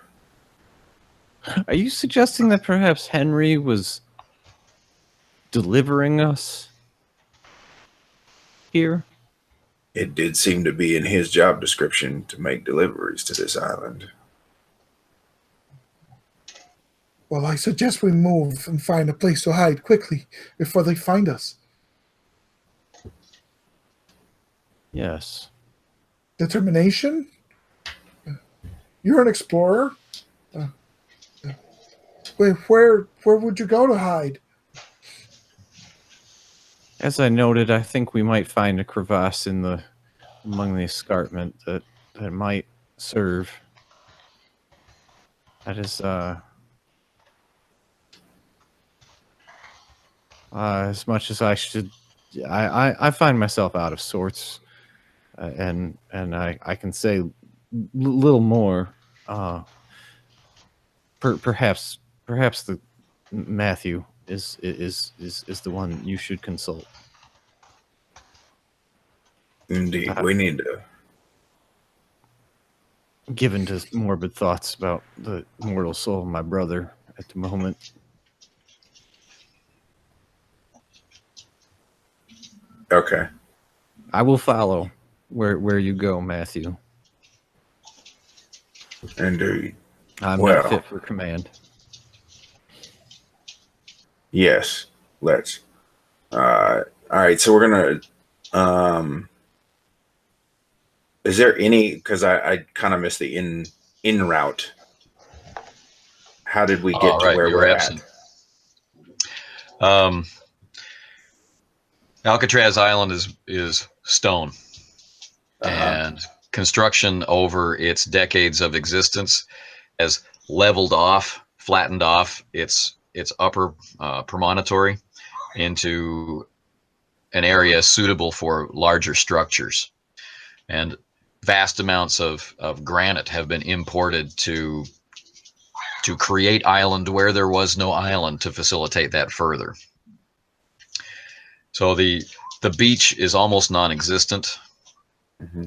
The sides of the island in most directions are not sheer, but definitely not something that you can walk down. So trails have been carved in it, or they've been built like wooden stairways to change levels on the island. Mostly it's rock. There's some scrub.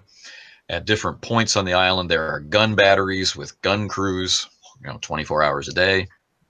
There's very few outbuildings for ammunition storage, and then there's the barracks buildings, which are on a slightly lower level than the main old original Citadel building with its lighthouse and water tower.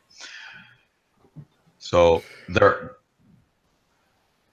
As for where can you go, the fog is helpful, but if there's a search, then the only protection is movement.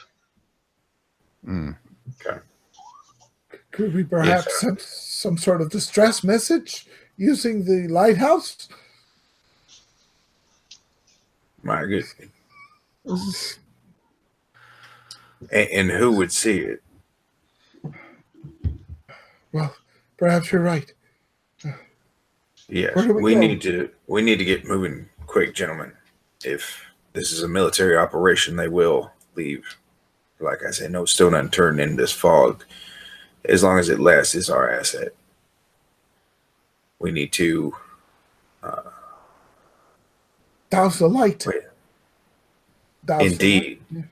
The light. What, Doctor? Douse the light. We need to hide. They'll see it. And the professor just sits there, holds a lamp. And Patrick comes up. Yes, yo, Coot. Turn out the damn light. What? Oh. Yeah, the light. Yes, of course. I'll extinguish the lamp.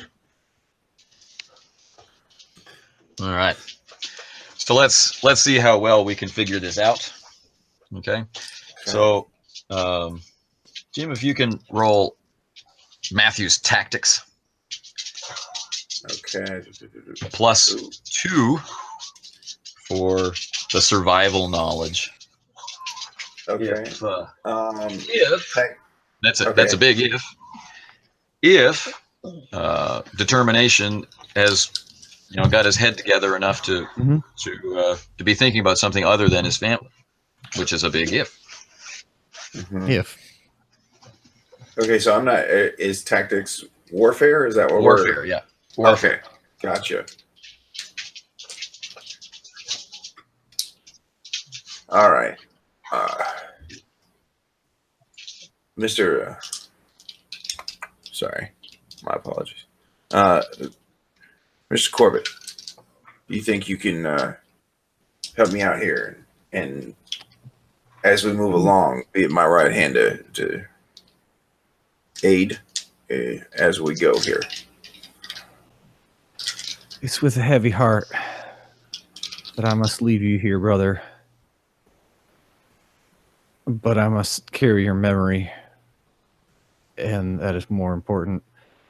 And I'll cut a lock of his hair, and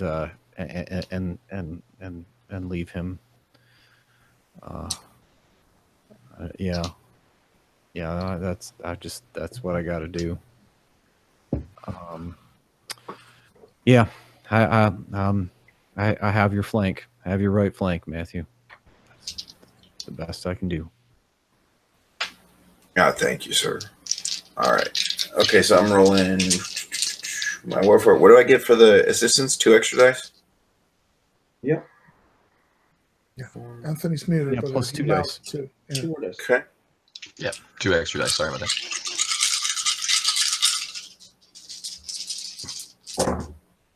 Okay. 1, 2, 3, 4, 5, 6, 7. 7. Only 7? Yeah, only 7 of 8. Slacker. So Get us to San Diego.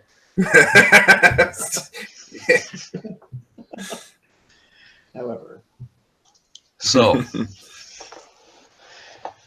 perhaps, Matthew, you could describe for us how your warfare skill reminds the others of the rumors circulating about why you're no longer a commissioned officer. Oh, gee. Okay. Gentlemen, this is not the first time that I've had to move quietly amongst my comrades. I trust that you all will stay right close to me. Do you understand? We will move through this. We will get through this. I have survived this far, and I am not going to end it here. Do you understand me? Yes. Yes, Yeah. yes. Yeah. All right, and then we'll move slowly through the fog towards a safe route. And the slightest stutter of anybody, a shot back eye with a glare that everybody can feel. The captain almost demands, like his it's in his gut. He's been here before. It demands everybody step into place and do exactly as he says. Right on. And so you move horribly, sometimes slowly, sometimes quickly, through the fog, across wet rocks, across rough roads, through ankle-high dead grasses because it is December. Sometimes it's raining, moments of snow, and through it all you can hear the call and the sign and countersign of the searchers as you move around buildings, right, around rocks, changing levels, always in motion. And it's still that feeling that the noose is inexorably closing until you're on the high ground, able to look down at the tops of the heads of men climbing stairs to reach that level. And you recognize the thing in the body of your friend and colleague, Forbearance.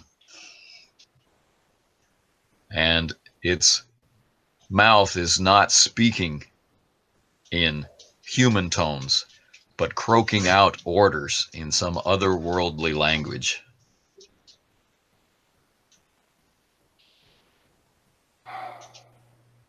And Shoot it. I Shoot was just it. gonna say, I pull out my pistol. I pull out my heavy pistol and I shoot.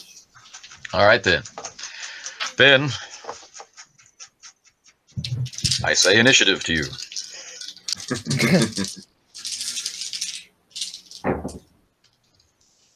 Okay, 1, 2, 2.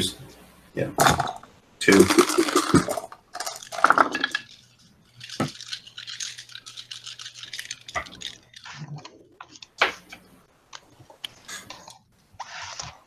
I'm gonna spend an extra style here. On the initiative roll? Okay. Yeah. Because I just a moment of resolve about seeing whatever demon has taken over my brother back to hell.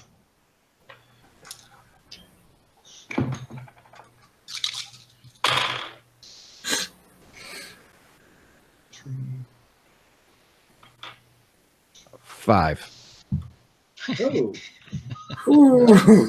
I'm taking a -2 hit on initiative because, well, that's what I do. I hesitate. That is a 2. This is a surprise round, right? You are attacking from ambush. Mm-hmm. And From the high ground. And you got the high ground, so that's an automatic volcano death to the enemy. And then it will be determination, the enemy, and then Theodore and Matthew simultaneous, and then the doctor bringing up the rear. All right. So for your surprise round, those of you who are engaging in combat, it goes in the same order. So determination, Matthew and Theodore, and then the doctor. So, how do I shoot? Well, that's your firearms, plus the damage of your weapon, which is located at the bottom of the sheet in the weapons section. You'll see your actual die pool there. So it might say something like 2L or 3L. That's the damage code of the weapon. Then it says the word 4, a total, which should be the correctly added firearm skill plus the damage. Okay. And it is dark, and there's the fog as obscurement, which is adding a penalty of 4 unless you are Matthew, who has the blind fighting talent. Okay. So Matthew is actually fighting without penalty in this situation. Fog of War. Okay. 1, 2, 3, 4, 9, 10. Okay. All right. So, determination. Were you going to engage in combat or not? Yes. Yes. Yes. Absolutely. Let's have it, sir, with a -4 to your die pool. Okay, I'm going to move towards this. So you know, if moving, if you know, using my movement abates any of the penalty from the fog, I will take advantage of it. You can reduce the penalty by 2 at the cost of becoming visible.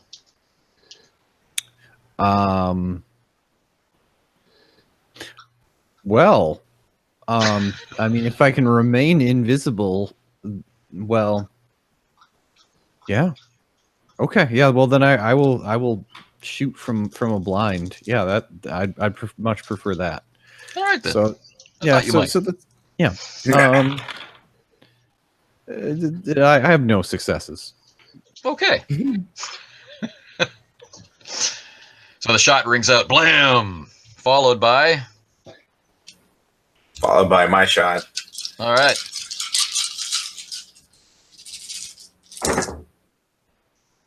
One, 2, 3, 4, 5, 6, 7, 8. Oh my god! I see your 8. And ratio okay. 17.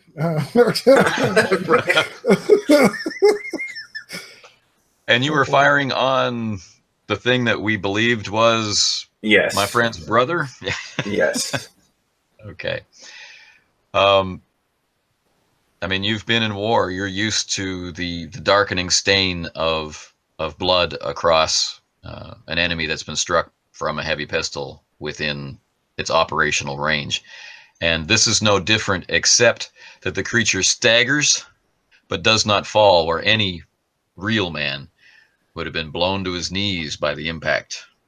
So he's hit, he's wounded, but he's still standing. Jesus Christ. Blam! Okay. Next. Next is would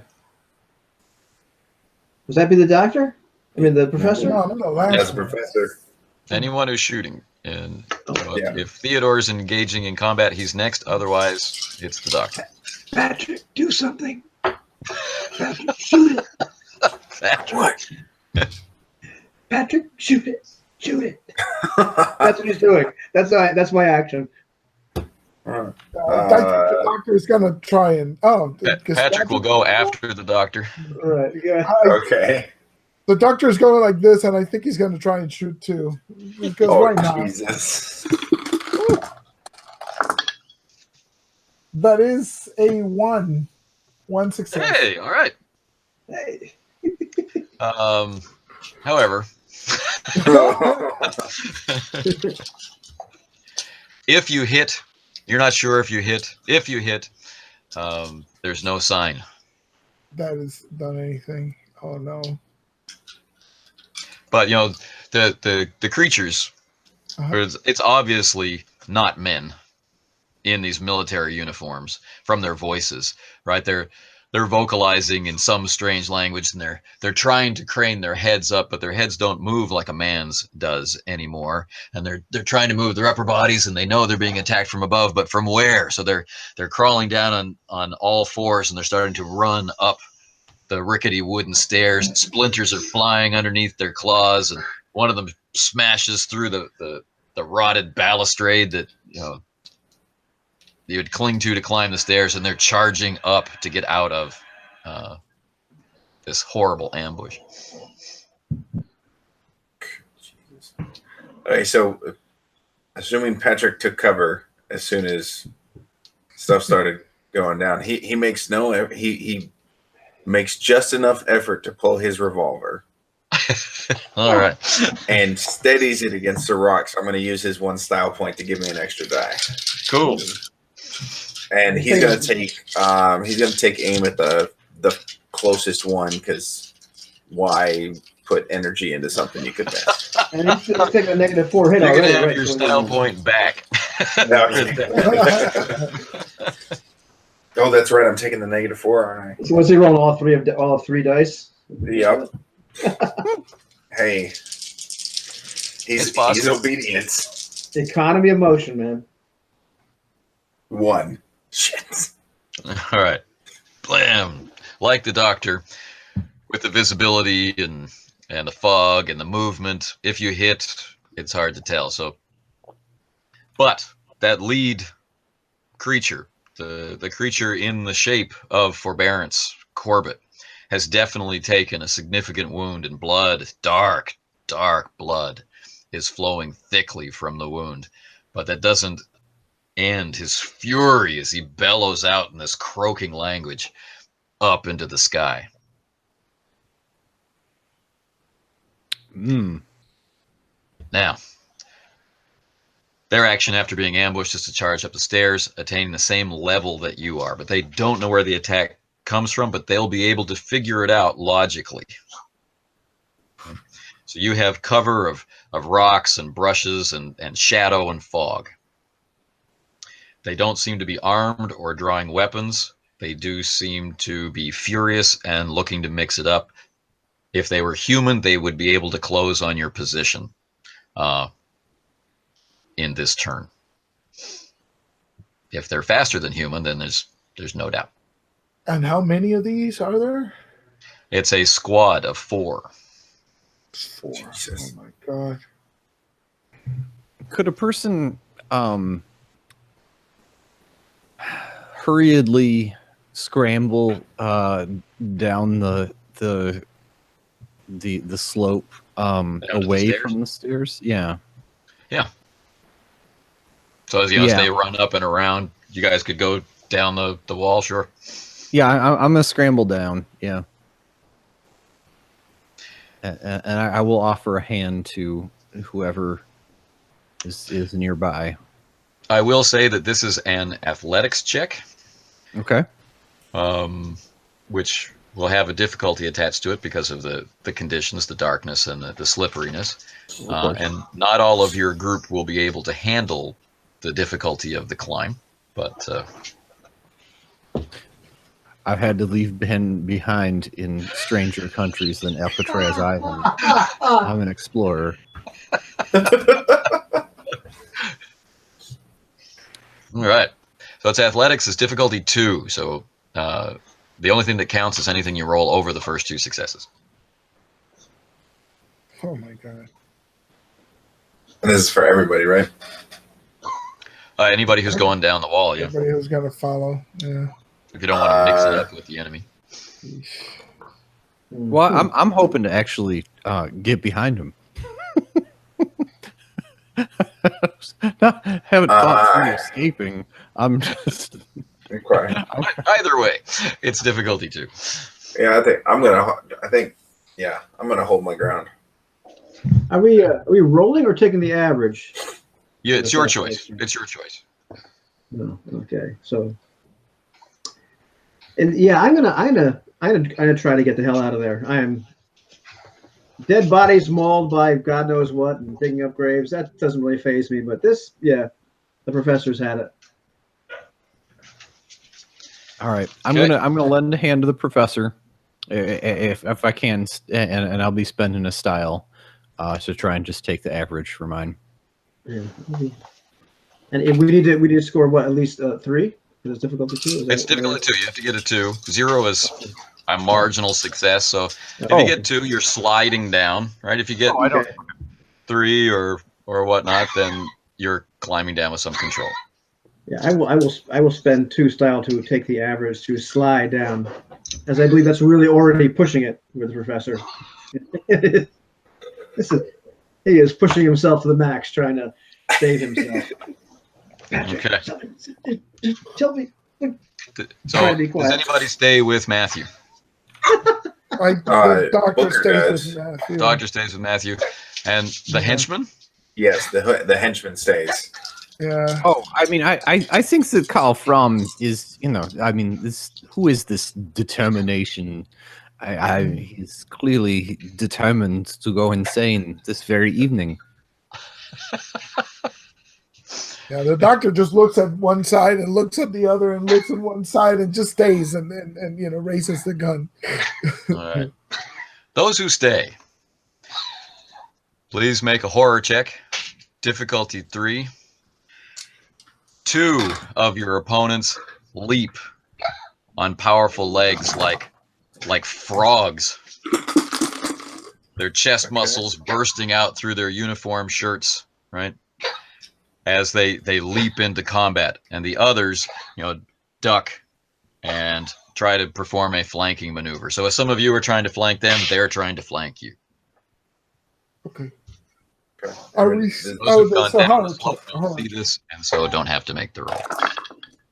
And you said it's target number 3. of 2? 3. Oh, 3. 3. And then we're rolling our willpower, or we're double our willpower. You double your willpower. Okay, that's what I thought. All right. Yeah, let's see how this works out. All right, this is for Matthew.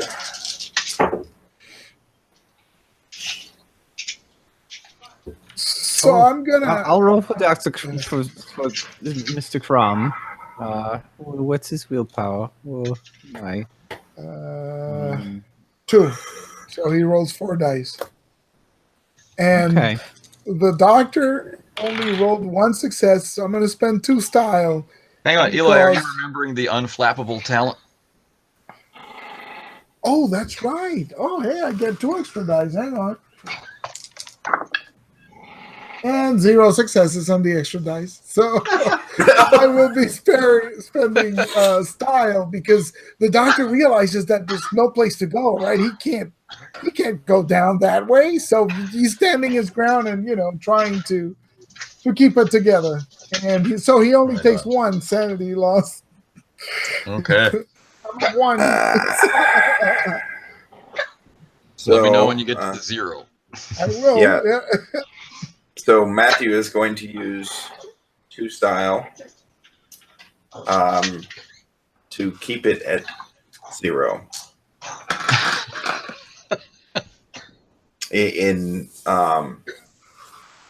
Just he's in his element of war, so a little less, but something that horrific. It can't help but shake him. All right. So he's at 0. He is at 0. So you have the choice, remember, of move or defend or attack. Okay. I mean, if I have to choose now, it's going to be attack. On your turn, like each Right, time you can, All right. So, okay, so those of you who are going, this is an interesting situation. First, determination goes over the edge, and the professor gets himself up, and he's moving toward going over the edge as these things seep through the fog, shredding through their clothing as the others duck into the underbrush. Right? And Fromm espouses on the nature of the universe. And then Matthew. Yeah. I take aim at the lieutenant, Okay. or the would-be lieutenant. The would-be lieutenant.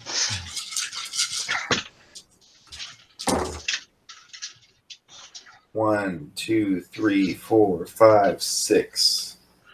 The figure leaping through the air, right, gains a second pull. You placed one from the front, or from the back, coming out the front. Now you've placed one from the front, going out the back. And you know that when it lands at your feet, it will be dead or dying. But this is not forbearance. This is one of the frogmen. This is forbearance. Oh, this is forbearance. Oh, nice. But there's another one in the air at the same time who lands, okay, to attack with its darkly gleaming claws.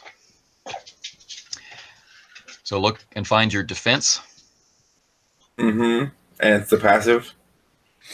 No, the total defense. Oh, It's just listed as okay. defense. Yep. Oh, no. You're Yeah, right. I was going to It's say I can't. passive defense. Yes. Yeah. And you are resisting 3 lethal. Oh, Jesus.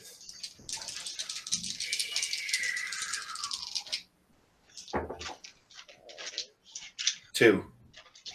All right, so you take 1 lethal wound from its claws as it lands next to you, pivots, and slashes with this hideous croaking noise.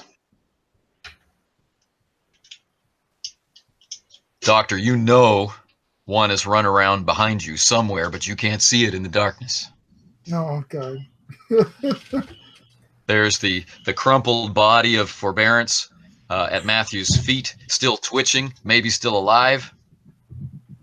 And you can see Determination coming up the top of the stairs behind their position, if I got you right. Mm-hmm. Mm-hmm. And where's the other one? And then next to Matthew, who's just been clawed. Okay. It's my turn? Yep. Mm-hmm. Oh.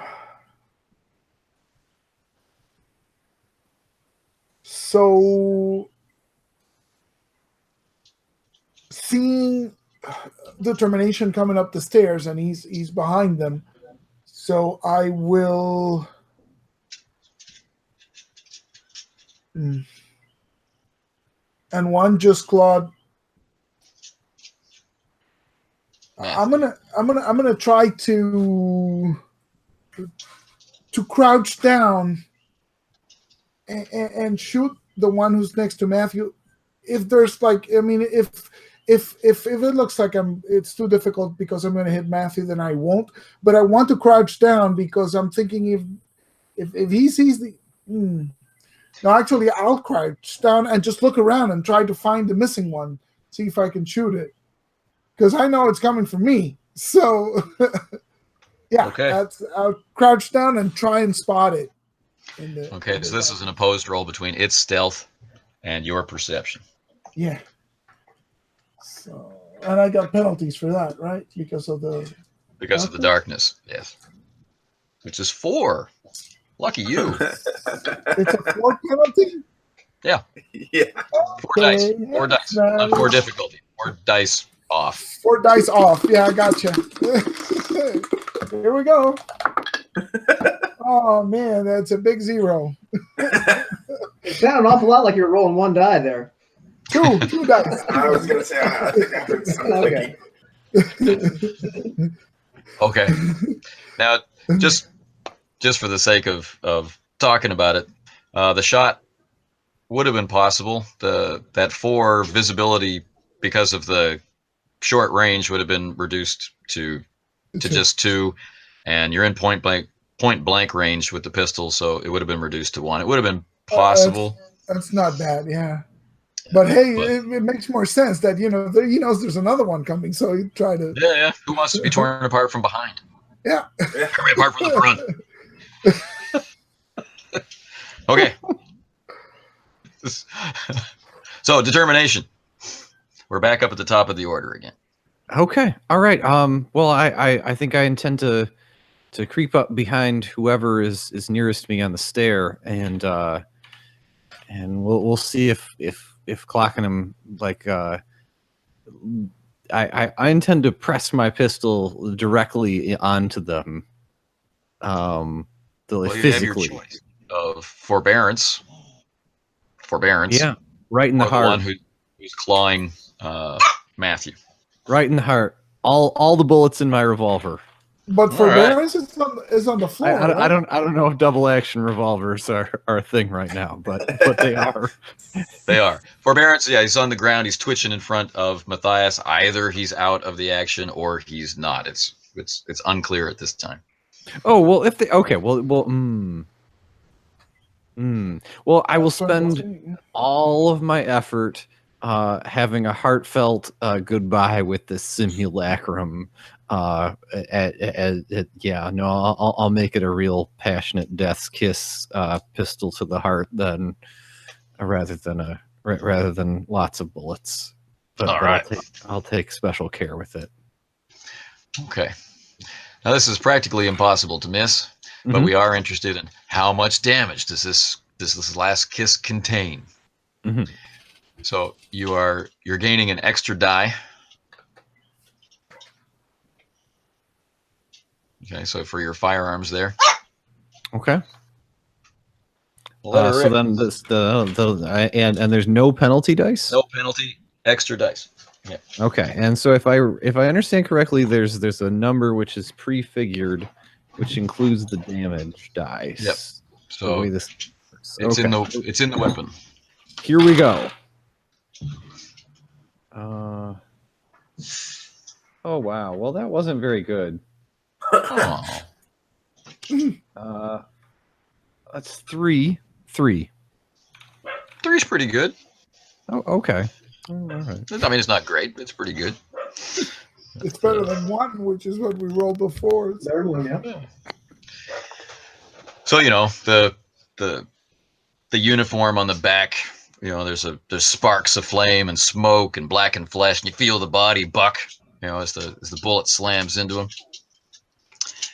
And Matthew. All right, how close is this one that right in your face? In my face? Okay, so instinct would turn the pistol right up on him, point blank, or it. It's definitely an it, because you can see the eyes are just black with a fish-like ring on the outside.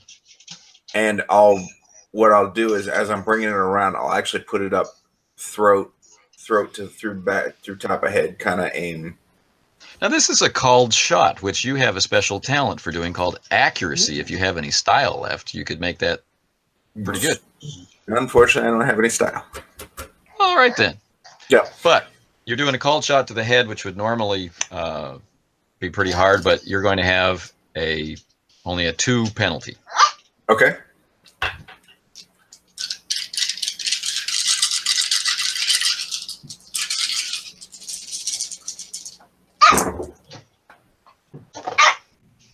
Fuck all. 2.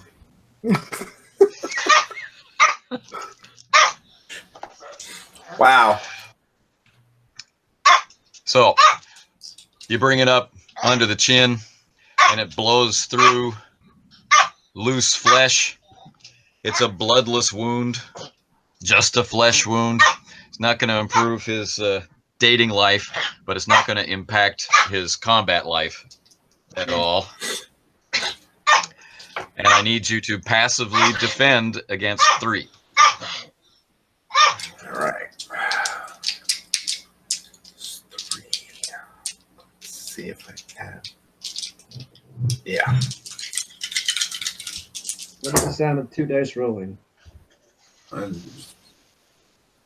2 dice. No, 3 dice. I get 3. I get 3 on my passive. Damn it. 2.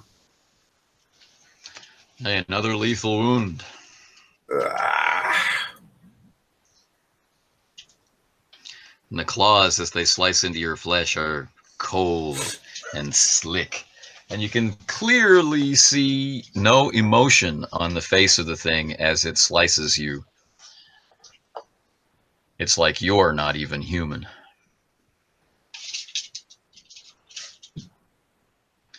Professor? Yeah. Pretty much just I'm huffing and puffing. I see that determination he's going mad. He's going back. He's what? Mhm. So I can't keep this up. So I'm just trying to find a vantage point and just watch in horror. I don't know what to do. I don't know what to do. And that's what I do. Well, Yeah. and +1 style to you. Yeah. If I earn like 20 more style, I can cast some kind of spell and it'll be great. But right now, it would take me all night to cast a Elder Sign, and I need some blood. But they'll be dead people soon. Although the blood I want. Yeah. There will certainly be dead people soon. All right. The tension is so palpable you can shred it with your fingernails. The doctor is wondering, where is it? Where is it? Where is it? Well, Exactly. you don't have to wait any longer as it attacks you out of the mist in a Ouch. low, flat, like football tackle with this hideous croak, its mouth agape, and its thick, mucus-covered tongue slamming towards your face as it goes to claw you, and you need to full defense versus, I'm going to roll it just for fun.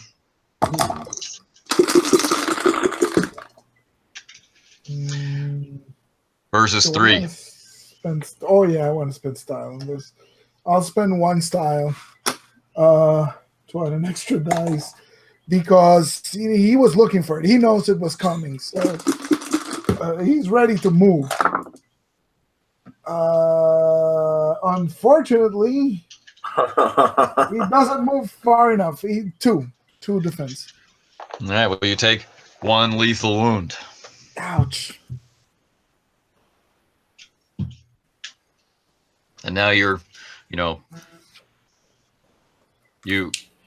haven't been knocked back, you haven't been knocked down, but you're face to face with the thing, and it's thick, heavy, salty, fishy smell, and it's wet woolen uniform, and it's shredding you with its claws. You know that it's tearing flesh, and there you are face to face.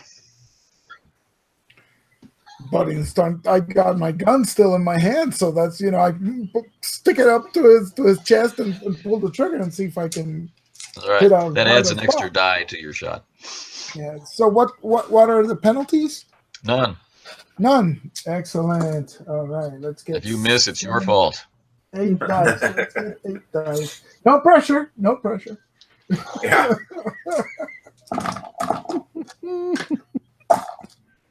Here we go. 1, 2, 3, 4. 4 hits. Nice. And you've done it some harm as it actually blinks. Nice. Awesome. Determination. Or Patrick. Well, I see. Can I see the doctor's plight? Definitely. Okay. I mean, it's all shrouded in fog, but the discharge of the weapon, between them as their bodies are smashed together, you can see the illumination of that. Yeah, he knocks me over because he was crouching, so I guess he crouched. Okay. All right. Well, then I think I'm given to stand up from the doppelganger's corpse, and seeing the doctor, I'm gonna get over there, and I will kind of wrestle, like I will press the creature onto the doctor, I will just use the full weight of my body to kind of sandwich it onto him, and then hopefully put a bullet someplace where it won't go all the way through into the doctor. I'll try and like shoot it sideways through the rib. Yeah, let's try that. Okay, so there's no penalty dice. In fact, you get a bonus die. Okay.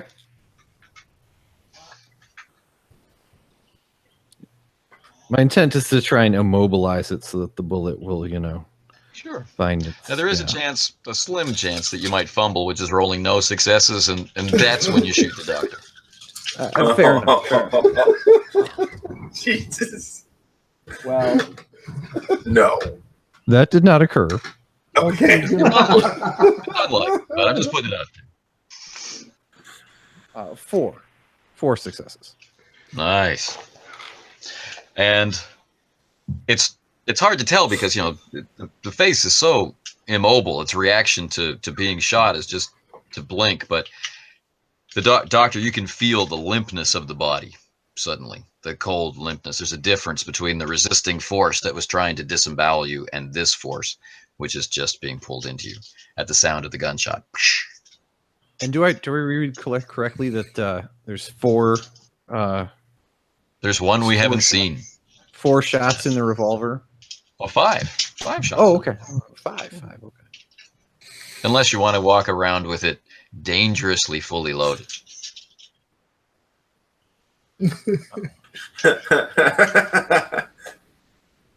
I mean, when I reload it, absolutely.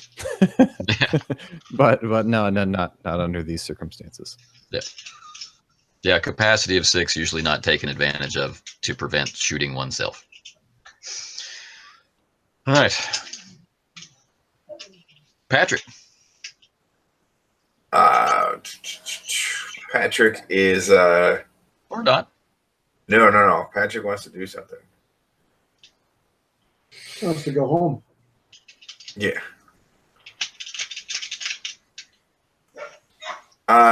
Patrick's actually going to look to see if he can find, so he's looking for the professor, and wants to make sure the one that's missing is not actively pursuing the professor.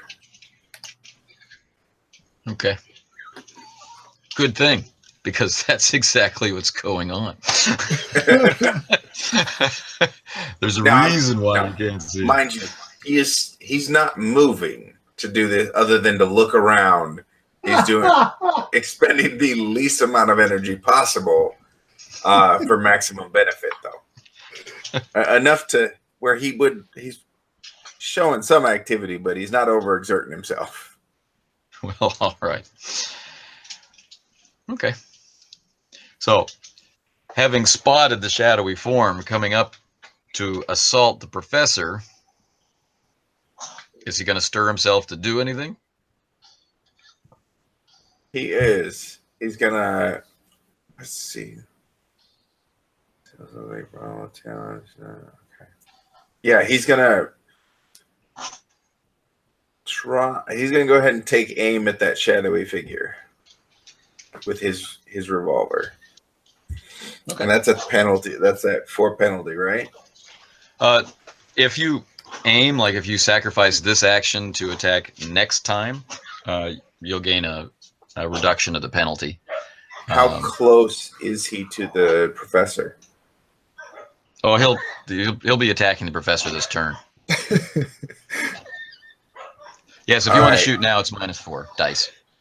Okay, so I'm gonna go ahead and use a style that I earned back to add to bump it up to 3. And 2 points. Okay. Well, he didn't shoot me. I don't think that's good. Yeah, That's always good. No, you didn't shoot the professor. Blam! And again, if your shot had any effect, it's hard to see. Professor, defend yourself. But Roll for fun. well, Against a 4. Against a 4. Okay, well, first of all, the professor has 3 defense dice, which is always exciting. Will I spend style this time? Yes, I will. Yes, I will. I will spend, in my panic, I will spend 3 style points. Nice. So I will roll 6 dice against a 4, which still statistically is not good. Did Patrick shooting out alert him to? Of course, I didn't think I defended myself. I got 3 successes. I've taken a lethal wound. All right. Screaming like a little girl. Completely taken aback. I can't believe there was one attacking me. Any other henchmen looking to get involved in the fray? Oh dear me. I think the only involvement of Mr. Fromm is to find some scrap of cover to hopefully hide behind. But if any of the enemy combatants come close enough, he will clock or tackle them. Yeah, but being unarmed, I think that's all. That's right. He'll just feel superior. Well, All right. somebody's got to write a dissertation on the topic of these creatures. Somebody's got to survive to be superior. Okay. Then we're back at the top with determination. So I take it that the professor is in trouble. The professor's in trouble. He's just been clawed. All right. And of course, Matthew is still going toe to toe with this vicious beast. Well, the professor is an elderly gentleman. Much like myself. It seems indignified for someone of his age to be slain by violence. There are other ways to go for old people. It's out of time. +1 style. And given that, I think that it's best to see what I can do. I don't know what their positioning is, but I mean, like I might try and just shove the beast down the hillside if it's set up that way. But if you want to do a grapple, that's a touch attack. It's doable. Well, I mean, how long does reloading your pistol take? It's a full action, yeah. Oh, That's if your game master is kind. And I take it that we're not in a place where there's rocks. It's nice. There's nice all kinds of rocks. it's Alcatraz. It's nothing but rocks. Well, I meant the kind that you can pick up and that will kill someone reliably when you throw it at them. Absolutely, there is. Oh, well, then I'll just do that. Okay. All right. So you can use your athletics for that. Oh, really? Oh, well, okay.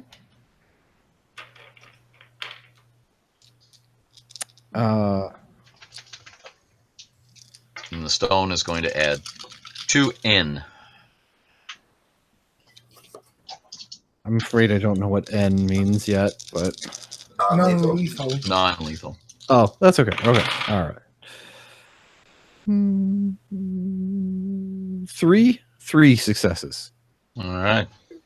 So you hurl this thing out, and the creature is kind of like almost like a crab. He's got his elbows high, and he's circling around the professor. He's just kind of clawing at him and enjoying the spectacle. And then this rock thuds into his back, and it straightens up a little bit and turns around, and its black white ringed eyes focus on you, and it's gesturing. Good. Matthew. I'm gonna, the one that's clawing at me, I'm gonna shoot him at point blank. but I'm not going to call the shot this time. Fair enough. So you're wrestling, and the gun goes off.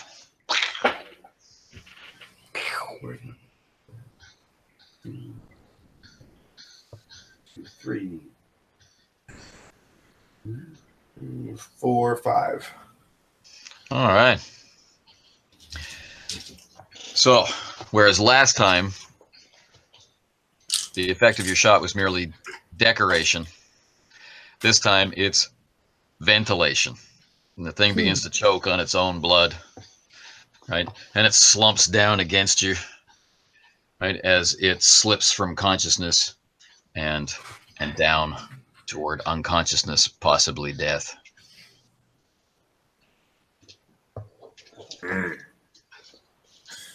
Damn right. Devil creature. Doctor. I push off the dead frogman and scramble around to get on my feet. Is standing up a whole thing, or It's a whole thing. It's an action. Yeah, defend normally, but not attack. So I get up. Yeah, I get up, and I got my gun, and I'm looking around for more of these things. Excellent vantage point to see my death. Yeah, that's when I see him exactly, and that's when I see him. And what happens now? All right. So Determination, has moved off and picked up his rock, and he's done the long hurl to slam at the one who's attacking the elder statesman of the group. And so as the young, charming, socially upwardly mobile doctor gets to his feet, he notices with horror. Horror? Yes, with horror, the body of Forbearance, which had been at the feet of Matthew. Oh no! Damn it! There's a thick black trail leading to the edge of the cliff, and no sign. And here, gentlemen, is where we'll bring the session to an end, Nice. as the cold wash of realization hits the doctor, and the rest of you fight for your lives on the rocky hilltop of Alcatraz. Nice. Thank you for playing, gentlemen. Yeah. Excellent. Thank you. It was intense. Nice.